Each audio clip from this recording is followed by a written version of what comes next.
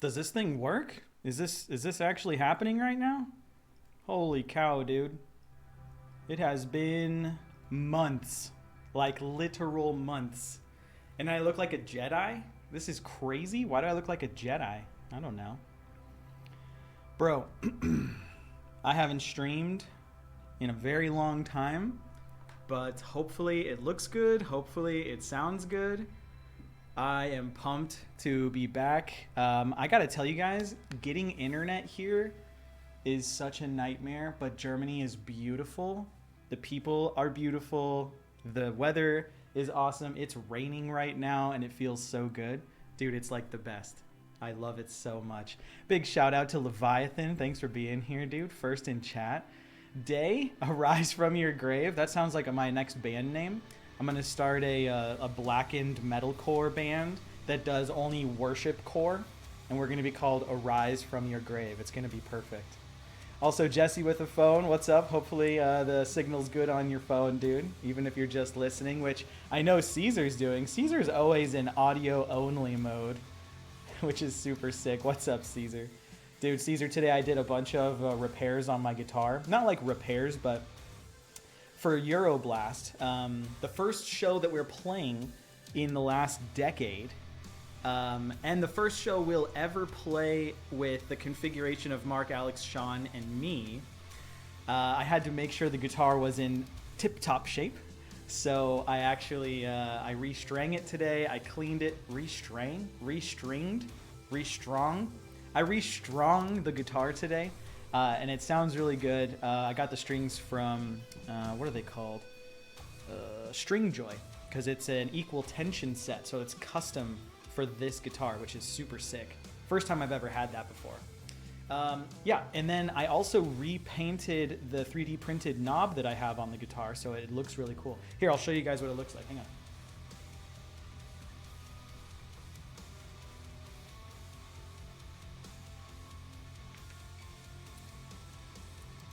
So you can see there. I mean, the strings are new, but like, look at the knob. I repainted it gold, and I put the black back on there. Dude, it looks so sick. But here's the crazy thing. The bridge has been getting worn out. I don't know if it's easy to tell or not, but the top bridge piece right here, this one for the 7th string, is brand new, and hopefully I did it right, and the thing will have proper intonation and tension and tuning, but I really don't know. I'm being hopeful. This next week, I'm going to play it a bunch. In the practice studio with the band, so we can get familiar with playing together, and hopefully that will prove that I know what I'm doing enough for this one festival performance at Euroblast. Yeah. What's up, Vesdev? How's it going, dude? Jesse says, I got a new PC and I'm happy that I remember my logins to be here. Yeah, this happened with me as well. So there's a bunch of like really interesting things that I'm learning about when you move overseas and your digital security. When I arrived here, my computer and stuff hadn't arrived. It was in the mail, and it goes by super slow mail, so it takes like weeks and weeks and weeks for you to get it. And once I actually got it, I was able to I tried to like log in to like my gaming accounts, to my bank accounts, to my emails and things like that using our Wi-Fi system. And it was like this big hurdle, because now all of a sudden it looks like someone's trying to access your account from across the planet, right? Which makes sense, right? I used to live in America, now I live in Germany. And so they're like, hey, we're preventing the login unless you can give us the code that we just text you. And I'm like, dude, I don't have that phone number anymore. I have a German phone number now. What the hell? So there's so many two-factor authentications through texting that I wasn't able to verify. I wasn't able to do it. So I had to go through like service tickets with like my Guild Wars account, my World of Warcraft account, one of my bank accounts, my dad's bank account. Like there's just so many things that I didn't think about the ripple, like the cause and effect of moving here and like living here. So dude, it's been a roller coaster, absolute roller coaster. But I was gonna actually just kind of give you guys a bunch of cool updates about like what's going on here and what's happening with Kardashev, what's happening with Kardavox Academy, what's going on in like Sean and Alex's life, how I'm basically living in Germany and enjoying myself. And I want you guys to know that my wife and I, Jenny, had done our best to get the internet up and operational the first month that I was here. It is now the third month that I'm here, and we finally have internet as of today. As of today, like proper internet, not because before we had DSL, which if you guys are old enough to know what AIM is, AOL Online Messenger, or AOL Instant Messenger rather, then you know what DSL is, where the shit is like using the phone lines to process signal back and forth. And yeah, dude, it is still a thing here in Germany. Today, before I started streaming, I returned the DSL router that I bought off Amazon because that's the only connection type that I thought they had in Germany. Here's the thing. I'm an American, so I know I'm not like the most intelligent species on the planet, but like, it never dawned on me that Germans had cable internet. It just never occurred to me. I was always sitting here like, man, I don't know how Germany gets anything done on the internet, right? Because it's so slow. Where our download speed was 8 megabits per second, and our upload speed was 12 megabits per second, dude. I was like, yeah, dude, I think I'm gonna have to change careers. Like, I can't do streaming. I can't do, I don't know if I'm gonna be able to log into the software I use to record albums even. It was really interesting. I was like, damn. So as of today, we changed internet providers from DSL to cable. And you can't see it because it's behind this light right here, but there's a cable modem there that is doing 1,000 megabits down and 50 megabits up for damn near the same price. It's like 65 euros a month. Insane price, by the way. Love that. So maybe I'll actually get to feel like a real streamer again. Maybe I'll get to like do this more often. Right now, I'm planning for Euroblast. That's like the #1 thing. And I'm working for Kardavox Academy. I'm doing like contractor work for him with analytics and ad placement and just kind of running numbers and stuff. But after that, I want to see if I can get back into streaming more regularly, keeping up with like new games, showing you guys the writing process like I've always done for new albums, which, by the way, our new album is done, completely done, 1000% done. All of our Enlisted Travelers names are in the artworks. The artwork is finished. I've approved all of the designs for the vinyl and the CD. We're getting a jewel case this time instead of the digipack. Previously we had these digipacks for those of you that have a copy of Liminal Right. And digipacks are cool. Like, they're definitely cost effective, and you know, they're better on the environment because it's cardboard basically. So that's really cool. But this time we got a jewel case because we have so much artwork. So just like the Bearing of Shadows has a jewel case, our new album will also be this way. It has I think it's a 16-page booklet. Yeah, 16 pages. Dude, there's so much cool shit coming on this album. Oh my gosh. There's I don't want to spoil it. I don't want to spoil it. There's a lot of really interesting shit on this album. You guys are going to fucking die. You're going to die. Let me get caught up on chat here. Caesar says, I have a very important question regarding Kardashev at Euroblast. I probably know the answer, but are you guys bringing any merch? Yes, I'm bringing 3 merch items, but they are not like t-shirts or hoodies or like dice or anything like super duper cool, because quite frankly, getting all of this stuff ready, moving to Germany, and then getting the logistics prepared for the performance at Euroblast, which is buying new equipment, coordinating with local musicians to borrow other equipment, hiring an engineer to do our live sound and our ear sound, yeah, and so much more. Doing all of that, I did not find time to print shirts. It was not in my bandwidth.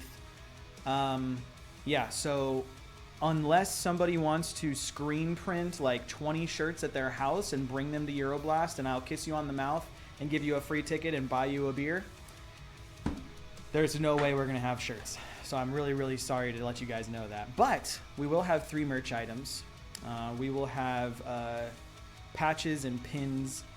Yeah, that's kind of what I have planned right now. And honestly, it's because it's one of the only things that I was able to bring with me from America. Oh, hi, Chris. Dude, Chris, thank you so much for the tier 1 subscription. Dude, 44 months. Holy cow, man. That's over 3 years. You're coming up on 4 years here in 4 months, man. That's going to be nutty. I hope you're doing well, dude. It's good to see you on here. Hopefully this is a good time slot for the people in America and the Europeans. I figure 6 p.m. German time is noon Eastern America, and it's 9 a.m. Western America, which is where I used to live. So it kind of hits a bunch of people at the same time. So yeah, I appreciate seeing you guys here. Thanks for coming by and saying hi. Hope you're well. If you got new stuff going on in your life and you want to notify me or the chat, please do write it in there. Day says 128 kilobits. Yeah, dude, that's exactly what it was. The American mind, every other country is a third world. Yeah, you know, okay, hold on. This is an interesting topic, Jesse. So you bring up the idea of third world. My wife and I were actually conjecturing today in the elevator. She's like, you know what's nice? Now that we have the internet figured out, we kind of only have like first world problems again. Because until you get the internet resolved, like I'm just going to level with you guys, not having stable internet and trying to hold down any kind of like social media presence, any kind of like entertainment, in modern entertainment industry career, if you will. Career is a weird word. I don't like the corporatization of that word, but you know what I'm saying. It's impossible without the internet. I mean, what are you gonna do? Go play live at the bar? I want to play Kardashev. I'm just gonna play my guitar to Kardashev music at a bar in Germany. Like, no, dude, that's not gonna happen. They want to hear Schlager and Carnival music. That's all they want to hear over there. They're not gonna like employ me, right?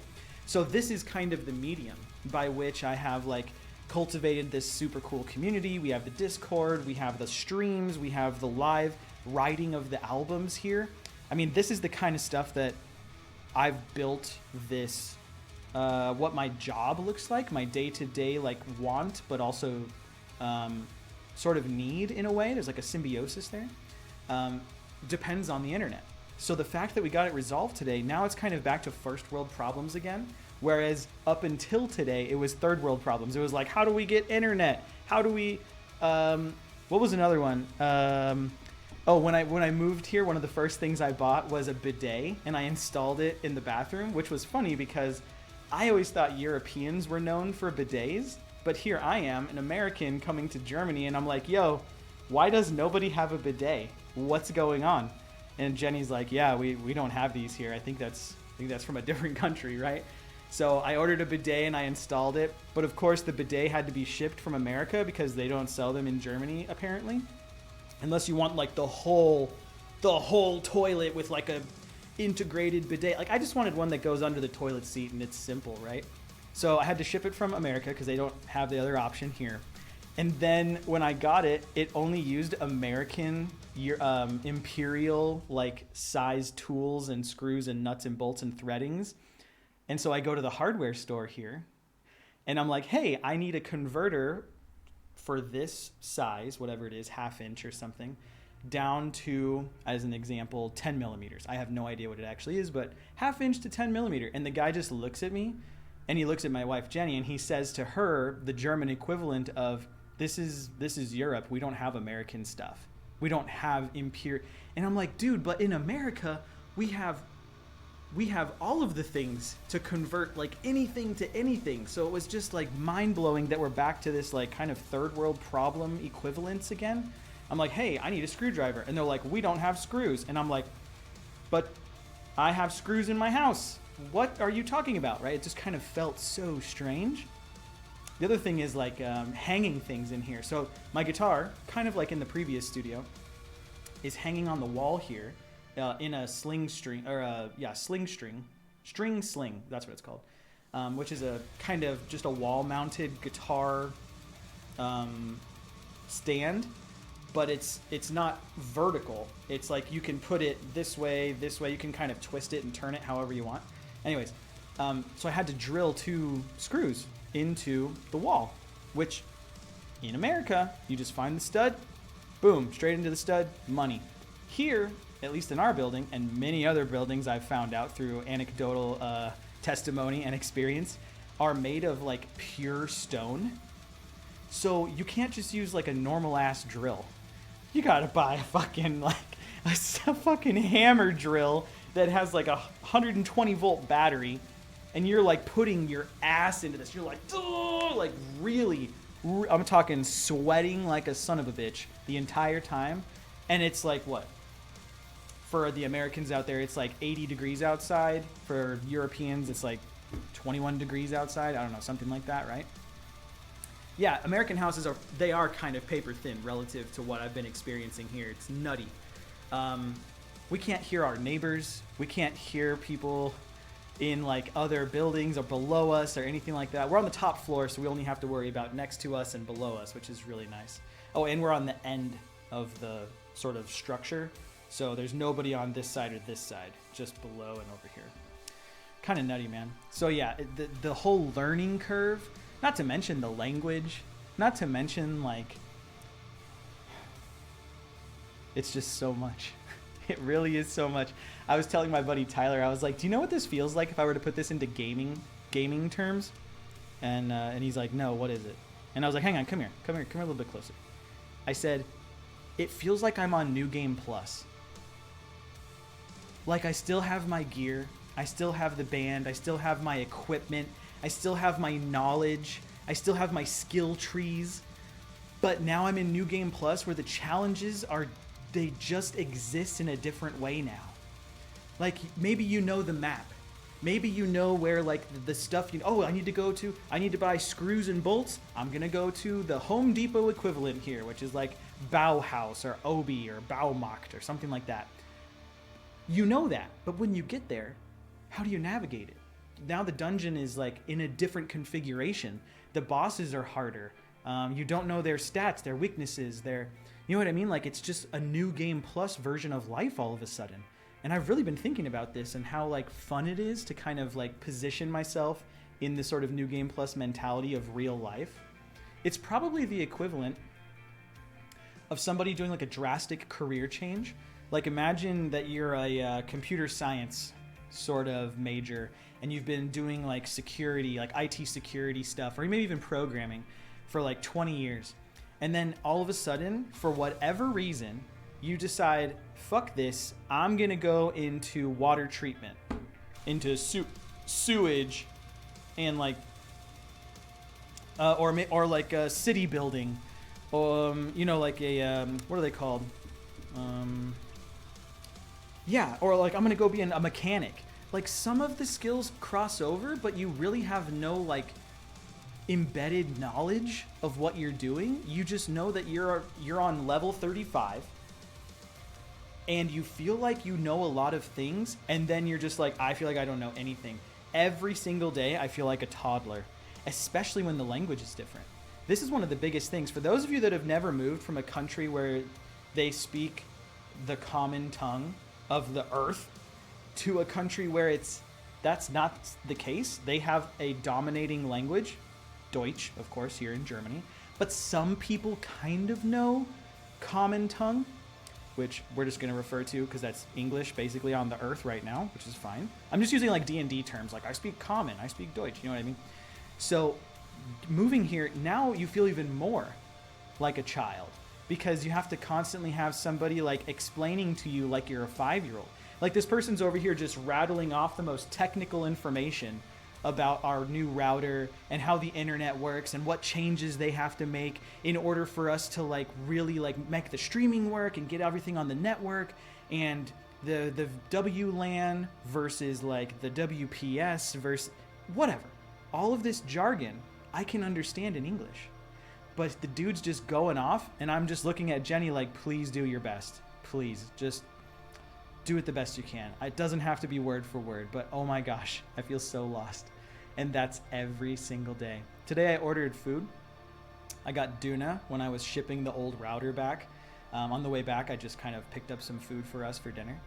And when I went in there, I didn't understand a single word these people said, but I knew what I needed to say. I knew what my part of the communication was. I just didn't know how to interpret their part of the communication until the guy told me the total. And then I just looked at the screen, and luckily there were the numeric values that I could still understand. And it said 13. And I was like, all right, 13 euros. That's not so bad, right? But before that, I would say to the guy like, hey, can I get a tuna with, mixed meat and no vegetables, or whatever the order was. But I said it in German. And then he just kind of looks at me a little bit. And then he says close to what I said, because I can infer that, but probably more correct. And so I'm like, yeah, no, totally, that's it. Not a clue. Not a clue. Seriously. It's nutty, dude. Abzo says, Twitch says your channel isn't suitable for minors because of sexual content. You might want to do !OnlyFans. That's the only reason that we have that notification. So if you're interested in that kind of stuff, !OnlyFans. Yeah, Caesar, a lot to catch up on, dude. I've been here for 3 months, and I've got stories about just about every subject, dude. Grocery stores, driving? Who drives a manual? Who does that? Apparently a lot of Europe. I have never tried to drive well, it's not true. I've never driven a manual car in my life. I tried once in a parking lot with a friend. I didn't go well. So, so many subjects. Electricity is different. Internet is different. Hanging shelves is hard. I have a garden now where I grow like spices and herbs. The internet didn't work for 3 months, and we were on DSL and like constantly struggling to just like watch a Prime video, right? To watch Netflix. Like, you come home, it's been a long day, you eat some food, and that's amazing because the food's easy. Most of that still works the same. The refrigerator still refrigerates. You know what I mean? Like, okay, we don't have to deep dive relearning that skill tree. Granted, do I know how it works on a technical level? Fuck no, but I didn't know that beforehand either because that's not my trade. That's not my skill trees. That's over here on this side of the sphere grid. I'm on this side of the sphere grid in the creative zone, right? It's just so much different, bro. Everything is different. It's nutty. Let me get caught up here. I moved from north of the country to south, and it's a world of difference as well. There you go, Abso. Great example. I can only imagine. I lived in Arizona for 35 years. One state, one region, one climate, one sort of, I'm not going to say ideology because I think that's the wrong word. I will say like one sort of like psychological zeitgeist, like the spirit, and that's not intentionally Deutsch, that's just the word English people use as well, English speakers use. That's like the spirit of that area is what I know. I've traveled, not for extended periods, like months and months at a time, but I've traveled enough to be to see that the world is real in a way that the internet only portrays and probably stretches the truth about, right?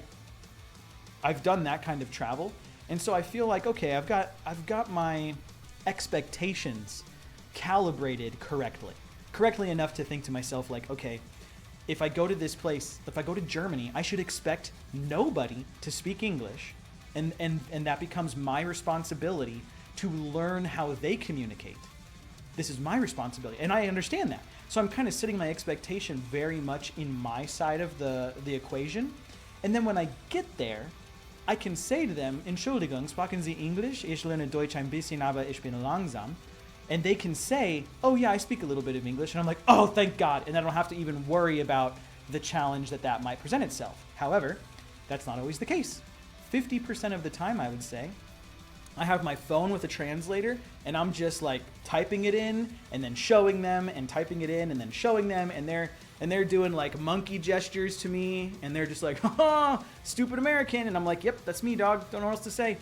And I think once I took my pride out of the equation, I was totally fine with just letting my mind experience the reality of what it is and not my expectations of what it should be. Because if I start the conversation with an expectation that, oh, everybody should speak English, it's the common language of the earth, I'm only going to let myself down. The other person doesn't care. right? I need something from them, probably. So I kind of have that expectation pretty well tailored, I think. And that's like half of the battle right now. Not even half, because I have Jenny. It's like 10% of the battle, because I can always just wait for her, and she's a native and she can speak the language no problem. Hey, thanks for the lurk, Evil. Super appreciate you, dude. Let me get caught up here. Okay, sorry. I know I'm having so much fun talking to you guys. Thank you for engaging with me and being here for my first official stream back in Germany, dude. So tight. Let's see here. Someone's getting ready to windmill. Wait, that's the thing. Oh, sorry. I must have missed that. You like the long hair? Yeah, dude. Look at this. Look at this, bro. My mom shaved my head in November of 22. So we're almost at 2 full years of just growing it. And then she gave me a little trim before I moved here back in June. And yes, I will be windmilling on stage. And yes, it will be during the black metal blast beats. So if you're at Euroblast, enjoy. I will, because it'll be cooling off my neck. Basically, almost everyone here in Germany drives manual. Yeah, I know. I get it. And I have asked Jenny if she would be so kind and patient and risk-taking to let me learn with her car, our car, because that's all we have access to unless I want to pay for a driving school. But it turns out Germany recognizes Arizona driver's licenses, as far as I've read, and all I have to do is learn how to drive a manual car and then take the German auto learners test. I don't have to do the driving portion, I just have to do the written portion. And if I pass that, then they just give you your license, and they're like, hey, you've already been driving in another country that kind of has similar rules, so learn our rules, and then, we kind of just give it to you. Yeah, but I've never driven a manual for more than 20 minutes in a parking lot with a friend who basically said all right, well, now you understand it, so get the hell out of my car. And that was the end of it. Hey, we got Riley in here. I see you redeeming some stuff with the hydrate, my dude. Thank you so much. We've got this, so Germans really like Sprudelwasser, which is bubble water. It's basically just water with carbonation in it. But they have these systems that are called Soda Stream. And it's you get these special bottles that are particularly thick. And then you stick it in this slot and then put the gas canister into it. And it locks in place and it seems safe. I don't know. And then you push a button and it just transfers carbon dioxide into this, and it becomes bubbly. And then you can flavor it with a syrup. We do sugar-free syrups, but it's really fun and it's super cool. The water here is really good, though. I think we get it from the mountains or something. I was talking with one of Jenny's friends, and and he said to me, you're in a portion of Cologne where the water treatment doesn't come from Cologne Central, because you're kind of on the cusp of the city. It comes from this other place. And I was like, okay, guy who knows a lot about where water comes from, I'll take it. Tastes fine to me. Yeah. On his lip gloss quest? What's wrong with my lips, dog? You give me a hard time? Bro, I already have clear nail polish on my nails. I don't know if you can see it. It's not, you can kind of see it if it shines right, but yeah, I've already got that going on. Dude, I've got the hair, I've got the nail polish, my toenails are painted black right now. I'd show you, but it costs $10, and I just can only offer that on OnlyFans. Again, !OnlyFans, if you're curious. Yeah, and Jenny's here. Hi, honey. Good example. He figured it out all by himself. He needed my help. There's a lot of things that I do my best to just figure out by myself, because one of my biggest philosophies is I'm not afraid to fail. And of course I'm afraid of things. Of course I am. But failure, if I identify that there's a risk in doing something that I might fail, I just think, what's the consequence of that failure? Am I going to owe someone money? Okay, maybe I don't do that one. Am I going to hurt someone else? Definitely not doing that one. Am I going to, I don't know, do something so detrimental that it qualifies as not not worth doing? Of course I'm not going to do that thing. But as an example, last night, the handyman who kind of fixes things in our apartment complex, he unlocked the door for the internet company so they could check the cables downstairs to make sure everything was good at the source, quote unquote, the source for our building. and that he didn't have to replace any like cables or switches or whatever. And so we went down there after he said, hey, it's unlocked. You guys are all set. You can go in there. We went down there to check it out, and there was a panel, and I went to go like open the door of the panel to like see what it looked like because I was curious. And in my head, I'm like, is there a risk in doing this? No. I mean, ultimately, it could be like I could be electrocuted, but I wasn't thinking that was going to be part of the equation because the guy literally unlocked it and opened it for us and everything. And so I was like, oh yeah, I want to see what it looks like because I'm learning what everything is like in Germany. Nothing is like what I've seen before. Nothing works how I think it works. Everything is different. So I go to like open the door of this panel, and of course it's not a door. It's a panel that like when you unlock it, you have to like wiggle it out and then take it off, but it's this high off the ground. It's like above head level. So I'm like, oh, it must be a door so it doesn't fall and kill a person or crush your foot or something. So I go to open it like this, and the whole thing comes off and smashes on the ground. And I'm like, how? Because here's the thing, dude. I'm not really, what's the word? Like when you're clumsy. I'm not clumsy. Not really. I mean, sometimes maybe I, trip a little, but I'm not naturally clumsy. So to think that I now look like a clumsy person out of curiosity, being a 35-year-old playing on New Game Plus, I'm like, dude, I can't win, man. I just want to know what their internet cables look like in this wall that I am privileged to look at right now with the help of a person who didn't tell me any warnings about it. He wasn't like, don't open it, or you might get it. Like, there's nothing that says like, Achtung, you might be electrocuted. Like, no, dude, it's just a gray box. And so I'm like, okay, I just want to see what it looks like. I'm like a cat, man. Hopefully I don't go through all my lives. It's crazy, dude. It just feels like a whole nother world. Evil, thanks so much for swinging by and saying hi. I appreciate you being excited that I'm back online. We're going to get into some entertainment eventually, but right now I just want to talk to you guys and talk about my experience.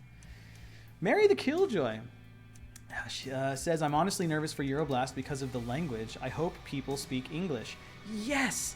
Dude, let me talk to you unless you've already had this answered. I don't even know if you're still here because I'm talking so much instead of engaging. Just about everybody there, even on the first year that I went, before I was even married to Jenny, we were just seeing each other, dating, deciding if we were going to date. It was the first time I met her in person and not over Discord. She invited me to Euroblast, and I went, and just about every person there spoke English. And here's the thing, I'll take it a step further. Months of German Duolingo did nothing. That's not true. You have it in the back of your mind. You will pick up on words. I did 151 days straight of Duolingo German, and I felt like I knew nothing. But now that I'm here, I'm like, no, that was worth it. Totally worth it. But to your point about speaking English, I told Jenny at one point that sometimes I'm hesitant to hang out with her friends because I feel like by being in their presence, they are so conscientious and considerate of their company that they would actively speak not their own language, German, and they would choose to not speak their whole mind, but their English capable spoken mind. Which means in a way, it'd be like if I tried to do sign language for everything I'm saying right now, I'd be cutting corners like crazy. My language would not be colorful and full and blooming with anecdotes and similes and allegories. It wouldn't have that value because it's a filter of what I know. I only know so much sign language. So I feel like I am this burden when I go with her to hang out with her German friends because they always speak English. And I'm like, dude, you don't have to. I mean, I got to learn your language at some point, so I'm cool just listening and kind of missing the whole point of the conversation if that's what it takes. But at the end of the day, it's this strange, like, guilty burden, and I live with it. I really do. I think to myself, like, you know, do I want to go hang out with these particular friends because they are friendly, they are nice, they do invite me and enjoy my company, so that's very nice of them and considerate of them. But I think to myself, man, they're going to have to speak English the whole time, and that just sounds like it would be a lot of work for someone who doesn't regularly do it. Now, some of them have told me like, hey, I like practicing English, and so I'd love to still have you come over, even if we have to speak English the whole time. And I'm like, totally cool, fine by me. But Mary, enough people here speak English that will not be a problem. I promise you. I promise you. Plus, the Kardashev boys will be there, and Jenny will be there, and we all speak English pretty good. I remember telling this little kid, Jenny's coworker went with us, and she brought her 2 kids to the Renaissance Festival the other day, which is where I got this cool brooch, dude. Oh, it's so sick. It's kind of hard to see on stream, but it's like, it's holding my like smock together, dude. Look at this thing. Oh, it's so tight. It goes down to my knees. Anyway, she brought her 2 kids, and they were trying to speak English. And what's funny is they're Turkish in Germany, so they're already learning Turkish and German, Turkish at home, German in school, and then they're also like piecing together English from like YouTube videos and movies and streamers and stuff like that. So it was really cute to hear these little kids speak English through 2 other languages, right? Turkish and German, and then English. Really fun. Skid says, Herzlich willkommen to Germany, from one German to a guy to one in the making. Well, thank you, Skids. Super appreciate that, dude. Your pronunciation is pretty good. Jenny tells me I'm doing a pretty good job. I still get confused about the sounds of EI and IE. So like mine, mina. Right now I'm confused in if that's MEI or MIE. I think it's MEI because the word I compare it to is Diautobahn, which is probably the wrong article, but whatever. It's an illustration. I'm getting there.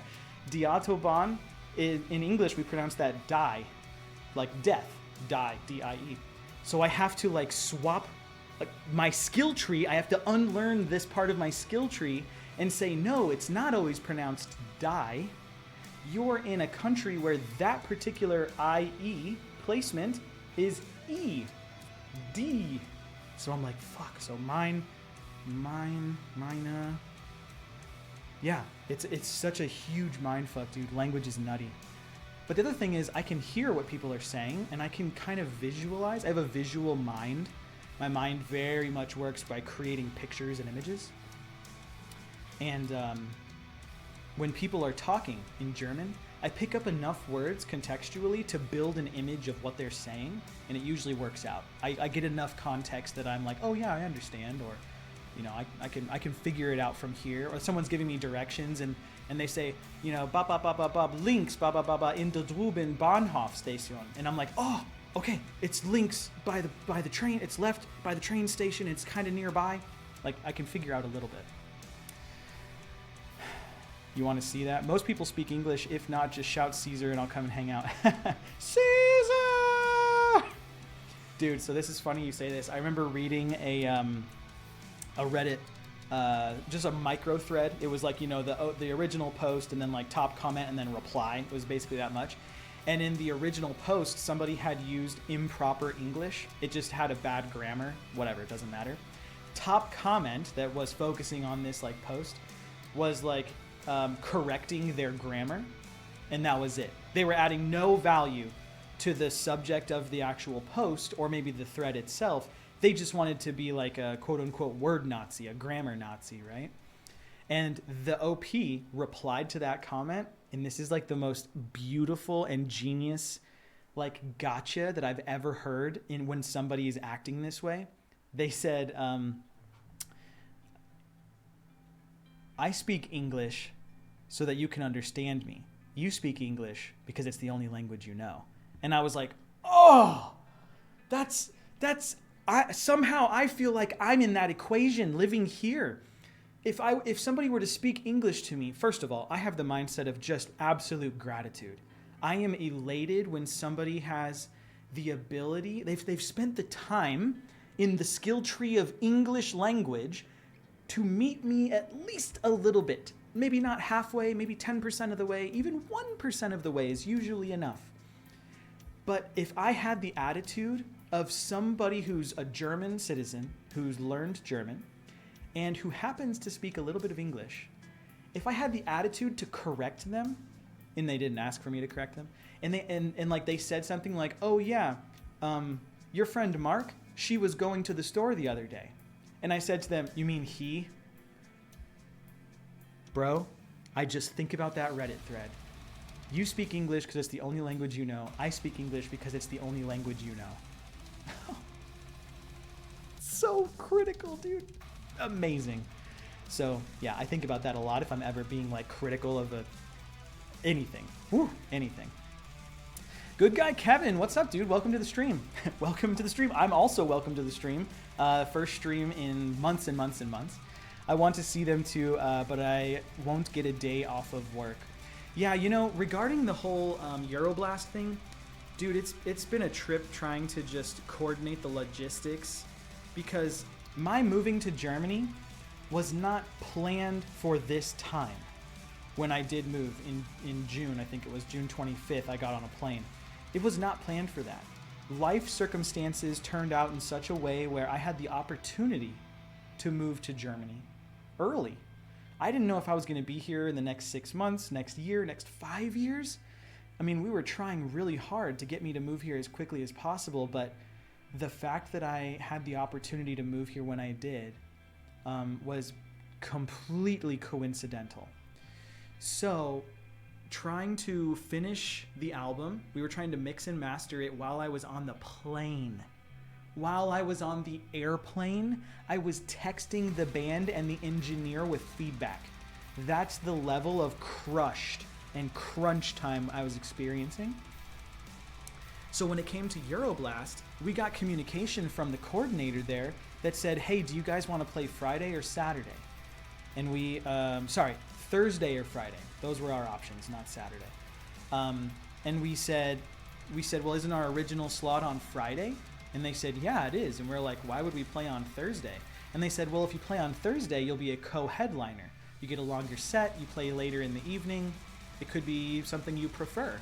And we said, well, what time are we playing on Friday? And they said, like 3 o'clock in the afternoon, you're basically no longer a co-headliner. You're just kind of one of the opening bands on the main stage. So you play at like 3:20, I think is the time, on a Friday. And we were like, you know, this is our first show back in 8 years. It's our first show in 8 years. We've never played with these members before in person, ever. Not once.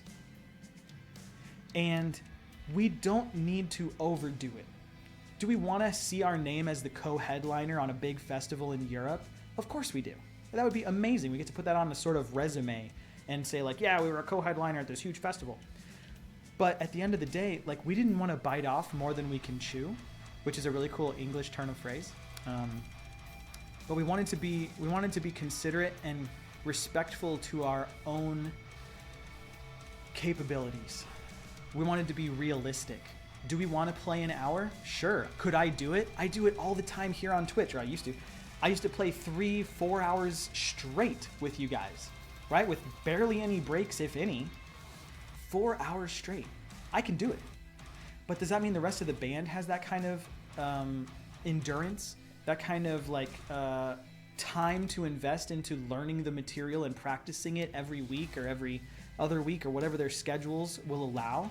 No, dude, that's not realistic. They've got jobs and families and, you know, priorities and stuff. And so the fact that they're doing this is more kind of just like a let's have a fun vacation where we play a show. Haha, that'll be cool. And that's kind of how we're approaching it. We're being professional about it. We hired an engineer. We're borrowing really nice equipment. You know, we've got coordination in place so that the logistics are taken care of, where people are staying, making sure that they're properly fed and watered, and, you know, they have their own bed and stuff like that. Like, that's all being done. But that's just kind of what you do for people that you care about. So whether they were here professionally or not, we were probably always going to play the non-headliner spot for this festival.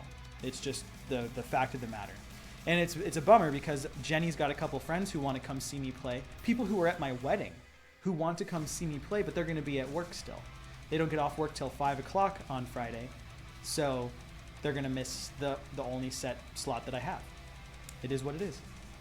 But thank you for your kindness, good guy Kevin. Jesse, does Germany drive on the other side of the road? Nope, they do not. Sparkling water, yes, sparkling water, Sprudelwasser. It's awesome. Evil says, we had a soda stream back a few years ago. Used to drink 2 bottles of Diet Dr. Pepper a day. Dude, I wish they had Diet Dr. Pepper syrup. I would be drinking that nonstop. It's my favorite drink. Let's see here. Exclamation point, OnlyFans. Germany drives on the right side of the road, which is also the right side of the road. Thank you, Abso. Well said. You definitely don't want to be on the right side of the political road. That's for sure. You're loving the stories. I'm glad, dude. I'm excited to share them with you guys. I actually was putting together a YouTube video. I was editing it together, but the internet was such garbage. My Adobe Cloud kept crashing, and I had to just stop doing everything every, 30 minutes. The internet would crash, because that's when we were on DSL. Remember, until today, which I haven't dropped a single frame, not a single frame, which is so unusual for me, historically speaking. Normally something stutters, something stops, right? Not a single frame has been dropped in almost an hour. And by the way, I'm streaming at 60 FPS, which I don't know if you can see that on your fancy device. But it's not 30 FPS, where I was still having the struggle. So, yeah, I hope I can share more stories with you guys. I'll talk about as much as I can if you have any questions. I mean, ask me what I think about this or that, or have you done this yet or done that yet, and I'll totally answer you. My interaction with people that only spoke Finnish in Finland and didn't understand English were foreign-born people. Yo, Nate, what's going on, baby? I just got to your message, man. Hey, good to see you here. Good morning. Good morning from the other side of the world. That only spoke Finnish in Finland and didn't understand English were foreign-born people. Foreign-born people. So they were non-Finnish natives that learned Finnish as their second, maybe, language, instead of their mother tongue, and that was why they didn't speak English, because they were investing into the Finnish skill tree after learning their native tongue. They wanted to now do the Finnish skill tree. I get it, dude. I totally get it. Yes, I really do like Germany. Again, it's like New Game Plus. I'm slowly unlocking the fog of war of this map. I'm slowly learning the sort of this acceptable practices of everyday interaction. What's interesting is that this is not only is German different enough than English, where I have to kind of learn new words, but also the grammar, but also that there's there's casual German, and then there's like super respectful German. Respectful German being like, you're talking to a stranger, so you're not going to say to them, do you speak English? You're going to say to them, Entschuldigung, es tut mir leid, sprechen Sie Deutsch? You have to say it more formally, because otherwise you just kind of look like a fuck. Knowing where those limits sort of lie.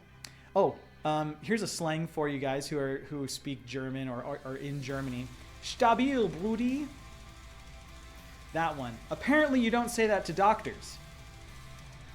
I didn't know that, so I told my doctor, Stabil, Brudi. Just kind of there it is, You can't be afraid to fail. You can't. You really got to just put it all out there and do your best, and kind people will guide you. Yeah. Duolingo ist affengeil. Ich benutze is für I don't have a fucking clue what you're saying, dog. Sorry. Effengeil, whatever.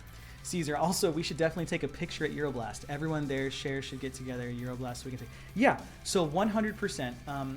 Couple days before Euroblast, I'm going to put a message out to the Discord and to the Instagram, and I'm just going to kind of say, hey, look, if you're part of the Discord community, the stream community, the Instagram community, please let us know. Maybe there's like a way to identify ourselves. Maybe we put like a patch on our shoulder or something. I don't know. It's probably the wrong line of thinking. It's probably just some typisch Deutsch. But no, we should find a way to do like a group photo just to kind of commemorate like this the one show Kardashev has played in so long, and all the people who have supported them over the years while they've created an internet presence to finally get the opportunity to come here. I mean, dude, I wouldn't be living here if it wasn't for Jenny finding out about my band from a friend who also works at Euroblast, and them being excited about Kardashev's music, bringing it to the people that run Euroblast and saying, hey, can we get this band to play at Euroblast? And they looked at where we were from, America, and they were like, oh, no, that's going to be too expensive. We can't afford a band from so far away to play our festival. And now I fucking live here and we're playing the festival. Guys, follow your dreams. Okay? Follow your dreams. My dreams are right there on the wall. They're right here on the screen. And one of them is right on the other side of this wall watching this stream on the television. Follow your dreams, dude. Skids, love you too, man. Thanks for the support, dude. Diphthongs in German are way less complicated than in English, fewer combinations to learn. Yeah, regarding the German language, I mean, I've been here enough and I've spoken to enough people about the differences in the languages because that's a very common topic. They want to know, like, hey, what does this word mean in English? And they'll say it in German to her, and then she'll try to say it to me, and I try to figure it out. Things like that, right? It's a common topic of conversation because people naturally are very curious about the way that they communicate and how they communicate. Funnily enough, I have a book right now that was gifted to me from an immigrant who lives in Germany now, speaks good German, and speaks also Persian. I don't know what the name of that language is, but they came from Persia, the Persian area, the Iran, Iraq sort of area. Forgive me, I don't know which country Persia used to be, or was Persia before. But he bought me a book by Mark Twain that's called The Awful German Language. And it's like 60 pages long. And on the left it's in English, and on the right it's in German. And it's perfectly translated between the pages. So if you're reading this page, the same exact information is here, just in German. And you think to yourself, my description, oh, it's so you can learn German. Nope. All he does is tear that language apart and talk about how awful it is and how cumbersome and how it lacks sort of poetry, it lacks creativity, because everything can be broken down in such a way where it's literal versus like figurative. Now, granted, this is his interpretation from the 1800s. It's Mark Twain, right? I think the published date was like 1879 or something like that. So things have probably changed, right? A lot has changed in that amount of time, 150 years, whatever. But one of the main takeaways that I got from this book was how he explained that you can break the words down into pieces, right? Kind of like compound words in English. Race car. It's the word race, and then it's the word car. So it's a car that races. You can kind of put that together if you know enough. Well, Deutsch is very similar. If you find a word like Steuerarbeiter, Steuer, taxes, Arbeit, work, person who works on taxes. You can kind of figure it out if you know where the words break into their syllabic forms, basically, right? So it's not so bad trying to figure out those opportunities. It just is a challenge when your brain knows that the word D is spelled D-I-E, and that in your native tongue, that's pronounced die. So I'm going to take a quick break. I need to use the potty, and then we'll be right back. Don't go anywhere. I got tons of crazy stories. I'll see you soon.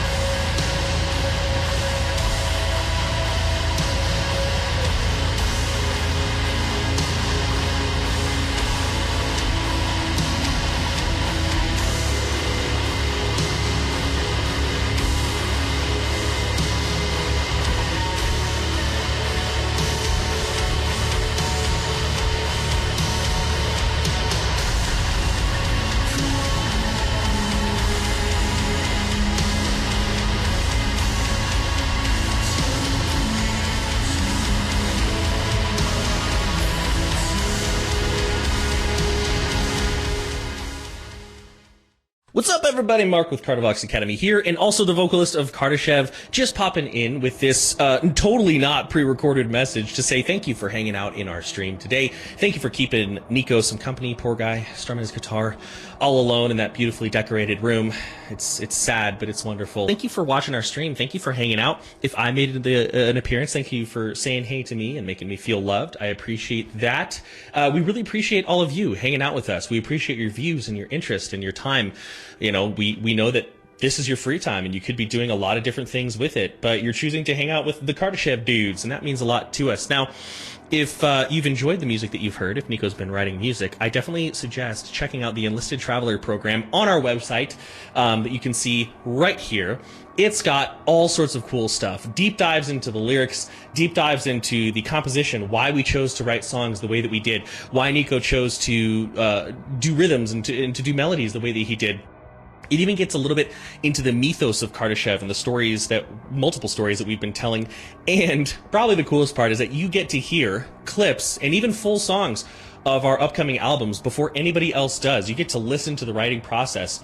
You get to, even give us feedback on certain things you like. Maybe even take some sort of creative role in the process. You know, if a lot of people say, "Hey, we love this part, don't like that part," it can certainly help us write the song as well. So definitely check out the Enlisted Travelers program. It is a lot of fun, and it helps us keep doing these streams. It helps Nico continue making these streams and making all this beautiful music, and so we greatly appreciate it. Last but not least, you can check us out on Discord. We've got a Discord. It's a lot of fun. I'm usually in the Cardivox Academy Discord, but I do pop into the Kardashev Discord from time to time. So, anyways, we appreciate all of you. We love all of you. You're wonderful people.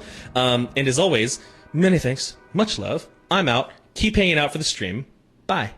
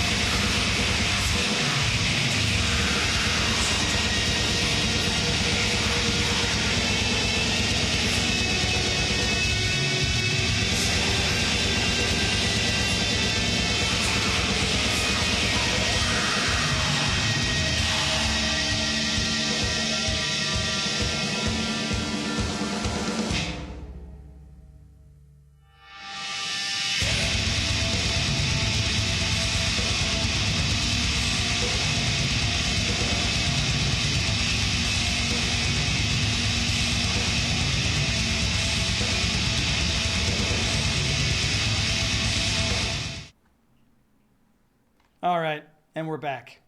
Ooh, that light is super white now. I got a new light with the DSLR for when I do the music streams. It's really bright, but it's okay. It's totally okay. All right, let's see here. So, where did we leave off? Oh yeah, we were talking about the diphthongs in English and German and breaking it down into words. The band playing in the background is pretty good. Yeah, they don't do too bad. You know what's funny is I've been missing playing the old music because the new configuration that I have here for the studio is in such a way where I don't have monitors. I have a big cabinet for my guitar to be heard, but I don't have studio monitors. I don't know if I will get them, probably, but who knows.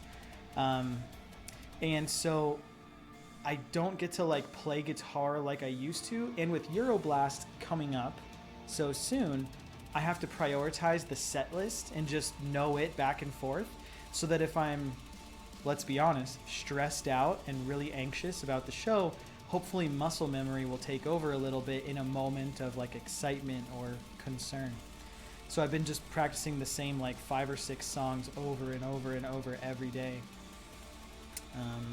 And it's been fun. There's nothing crazy about it. It's been really fun. It's just not what I'm used to. I'm used to memorizing 4 hours of albums to play for you guys, and now I just have to know 40 minutes of music, and that's it. So it's a different kind of challenge because I'm expected to perform, right? Whereas normally when I'm here, I'm just kind of like, you know, ha, what's up, dude? I'm Nico, haha. But with the show being on a stage, you got to move. You got to like put on a show a little bit. Maybe not like crazy. I'm not going to be like Dillinger Escape Plan up there or anything. Horse the band or some shit. But yeah, that's the idea anyway, right? Man, when I hear this song, I'm going to literally die. Sorry, Mary, I don't know which one that is, but Nicholas, ich kann haben Salz. Ich kann nicht haben Salz. Yeah, it's true. I don't get to see my dad walk through that door and yell at me, "What time are we having dinner?" 4:30, Dad. Did you say 4? 4:30. Oh, 4:30. Okay. Are we having pasta? Yes, of course we are. That's all you eat. Will there be a stream of the gig? You know, Abso, this is a good question. A bunch of people have been asking me like crazy, and I understand the perspective. Hey, Kardashev, you're playing your first and maybe only show ever in Germany, where most of your fans probably are not from or live near, and many of those fans probably can't afford the plane, the hotel or B&B, and like the food and stuff to go see 40 minutes of performance. So can you guys like stream it or record it or do something so that I can still experience that a little bit? Dude, I want that more than anything. But coordinating it and making the logistics happen, it's not going to happen, dude. It's not. This festival is not built in such a way that they live stream, at least not in the past. Maybe they did it during COVID. Maybe they will do it in the future. But as far as I understand it, they do not live stream the event. I mean, Vakken is barely doing this now. You know, Hellfest is barely doing live streams now. Now, granted, that's way more stages and way more people, way more production. But like, if anybody has the budget for that kind of thing, those festivals probably do, versus one like Euroblast, which is much smaller. I mean, you got to think most of the people who are working there are volunteers, just kind of helping coordinate, set up, tear down. I think Saturday is the last day for the festival, and they have to be out by like 10 p.m. or something. I don't remember the time, but they have to be finished because the last day of the festival, that venue has a different show.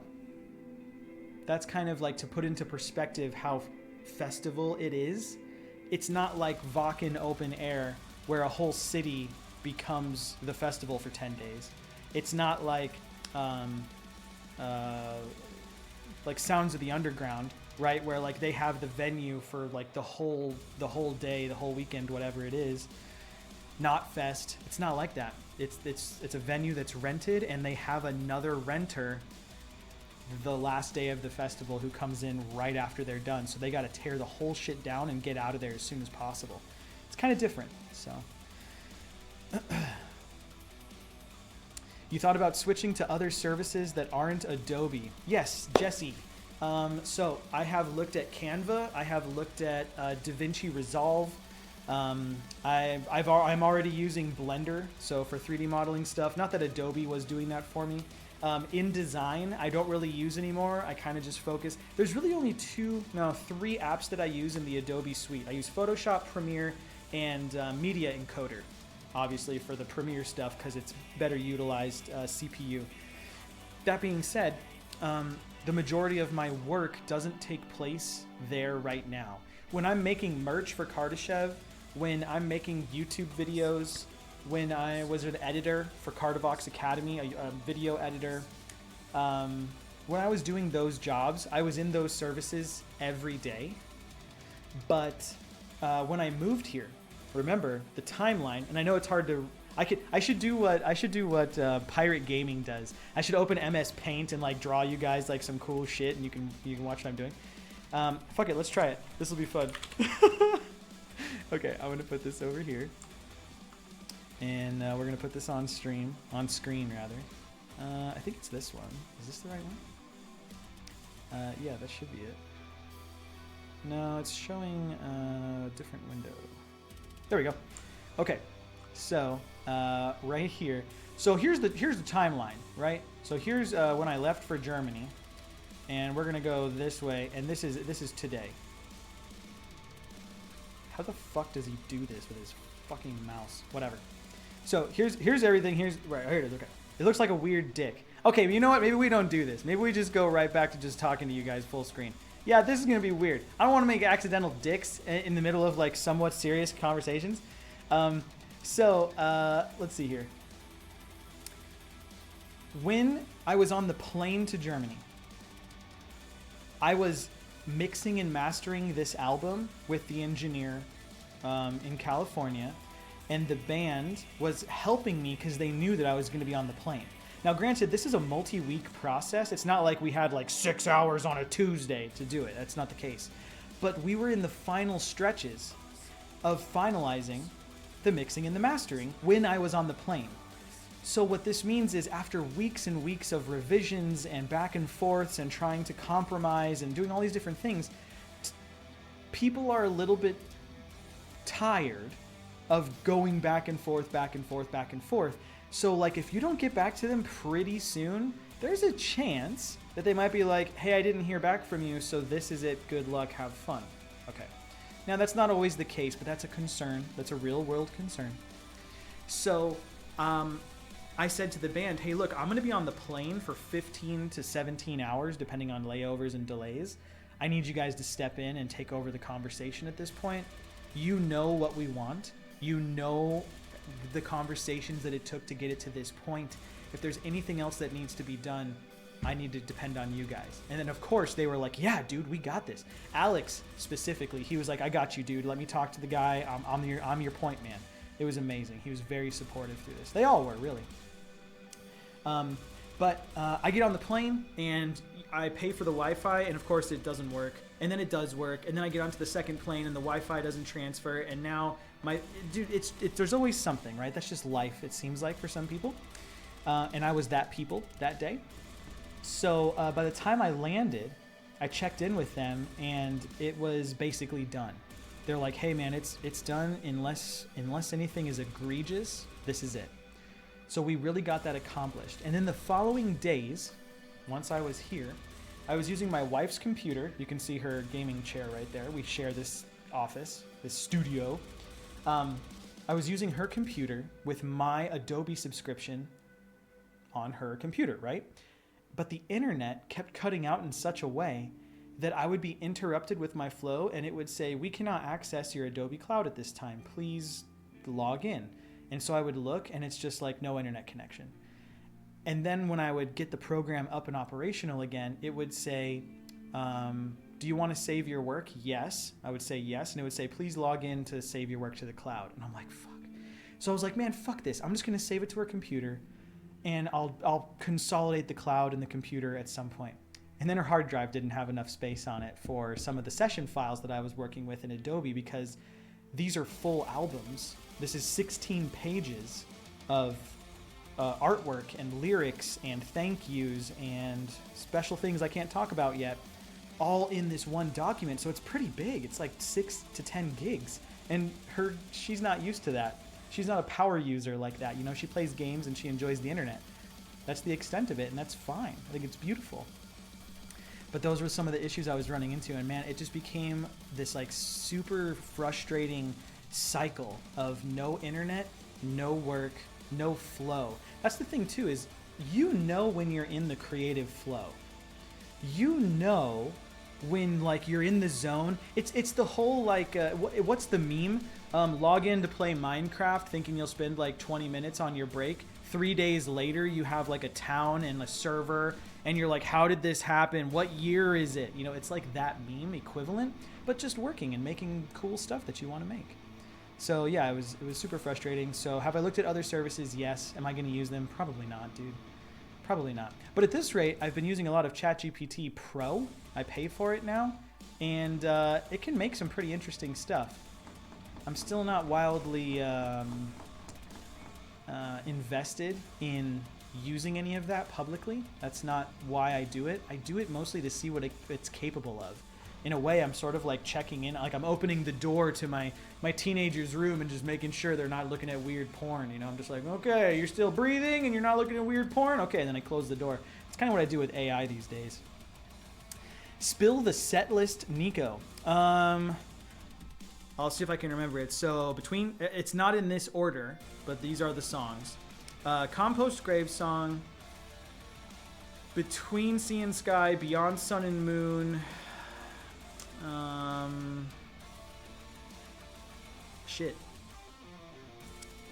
Cellar of Ghosts.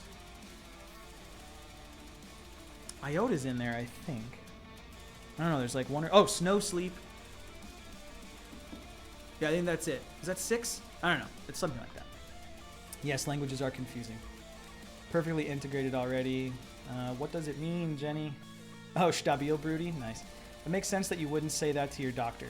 So, it might make sense to you. It did not make sense to me at that time, and so I said it to my doctor. Can you explain what Affengeil is, Nico? No, I cannot. Affengeil.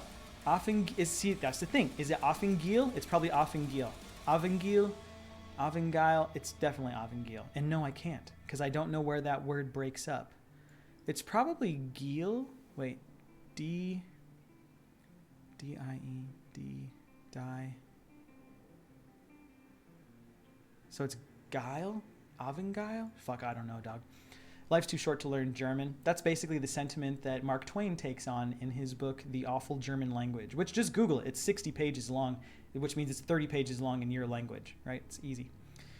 So just the whole book on dissing German. Yep. Mark, you scared me. Oh, yeah, sorry. Mark's in there somewhere, dude. Chino, what's up, dude? You got it. You got the first. Congratulations.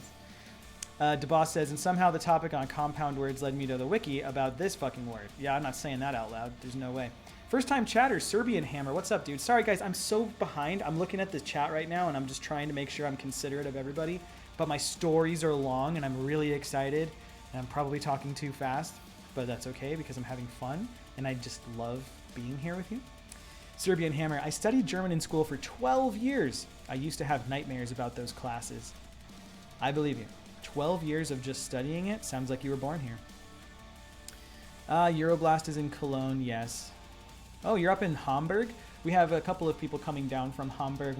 Two of them are from the European business side of Metal Blade Records. One of them is in charge of merchandising, and the other one is the European manager. Like there's a CEO in America, and then there's a bunch of like senior type executives, and then there's somebody in charge of the North American side of the business, and there's somebody else in charge of the European side of the business.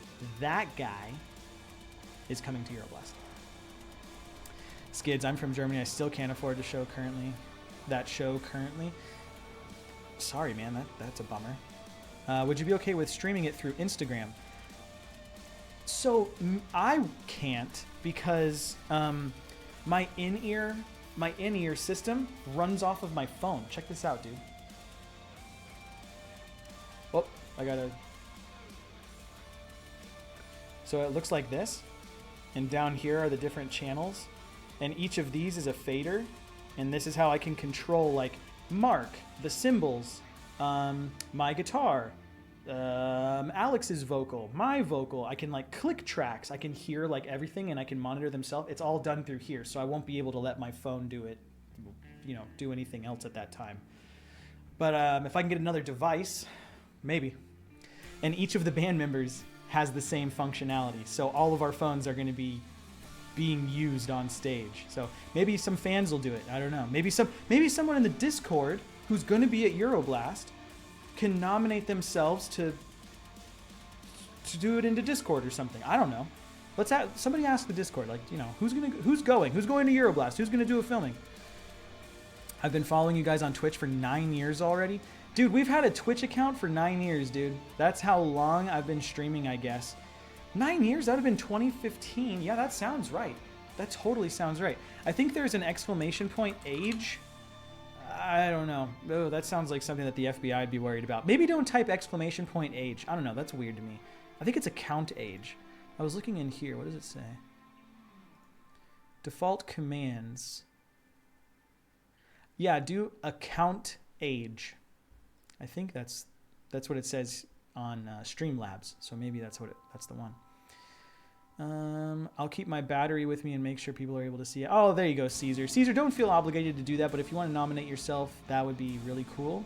Also, I'm a little bit like worried that we're gonna mess up like in a way that's super like detrimental, and that people are gonna have that on YouTube or something. That's a little scary for me.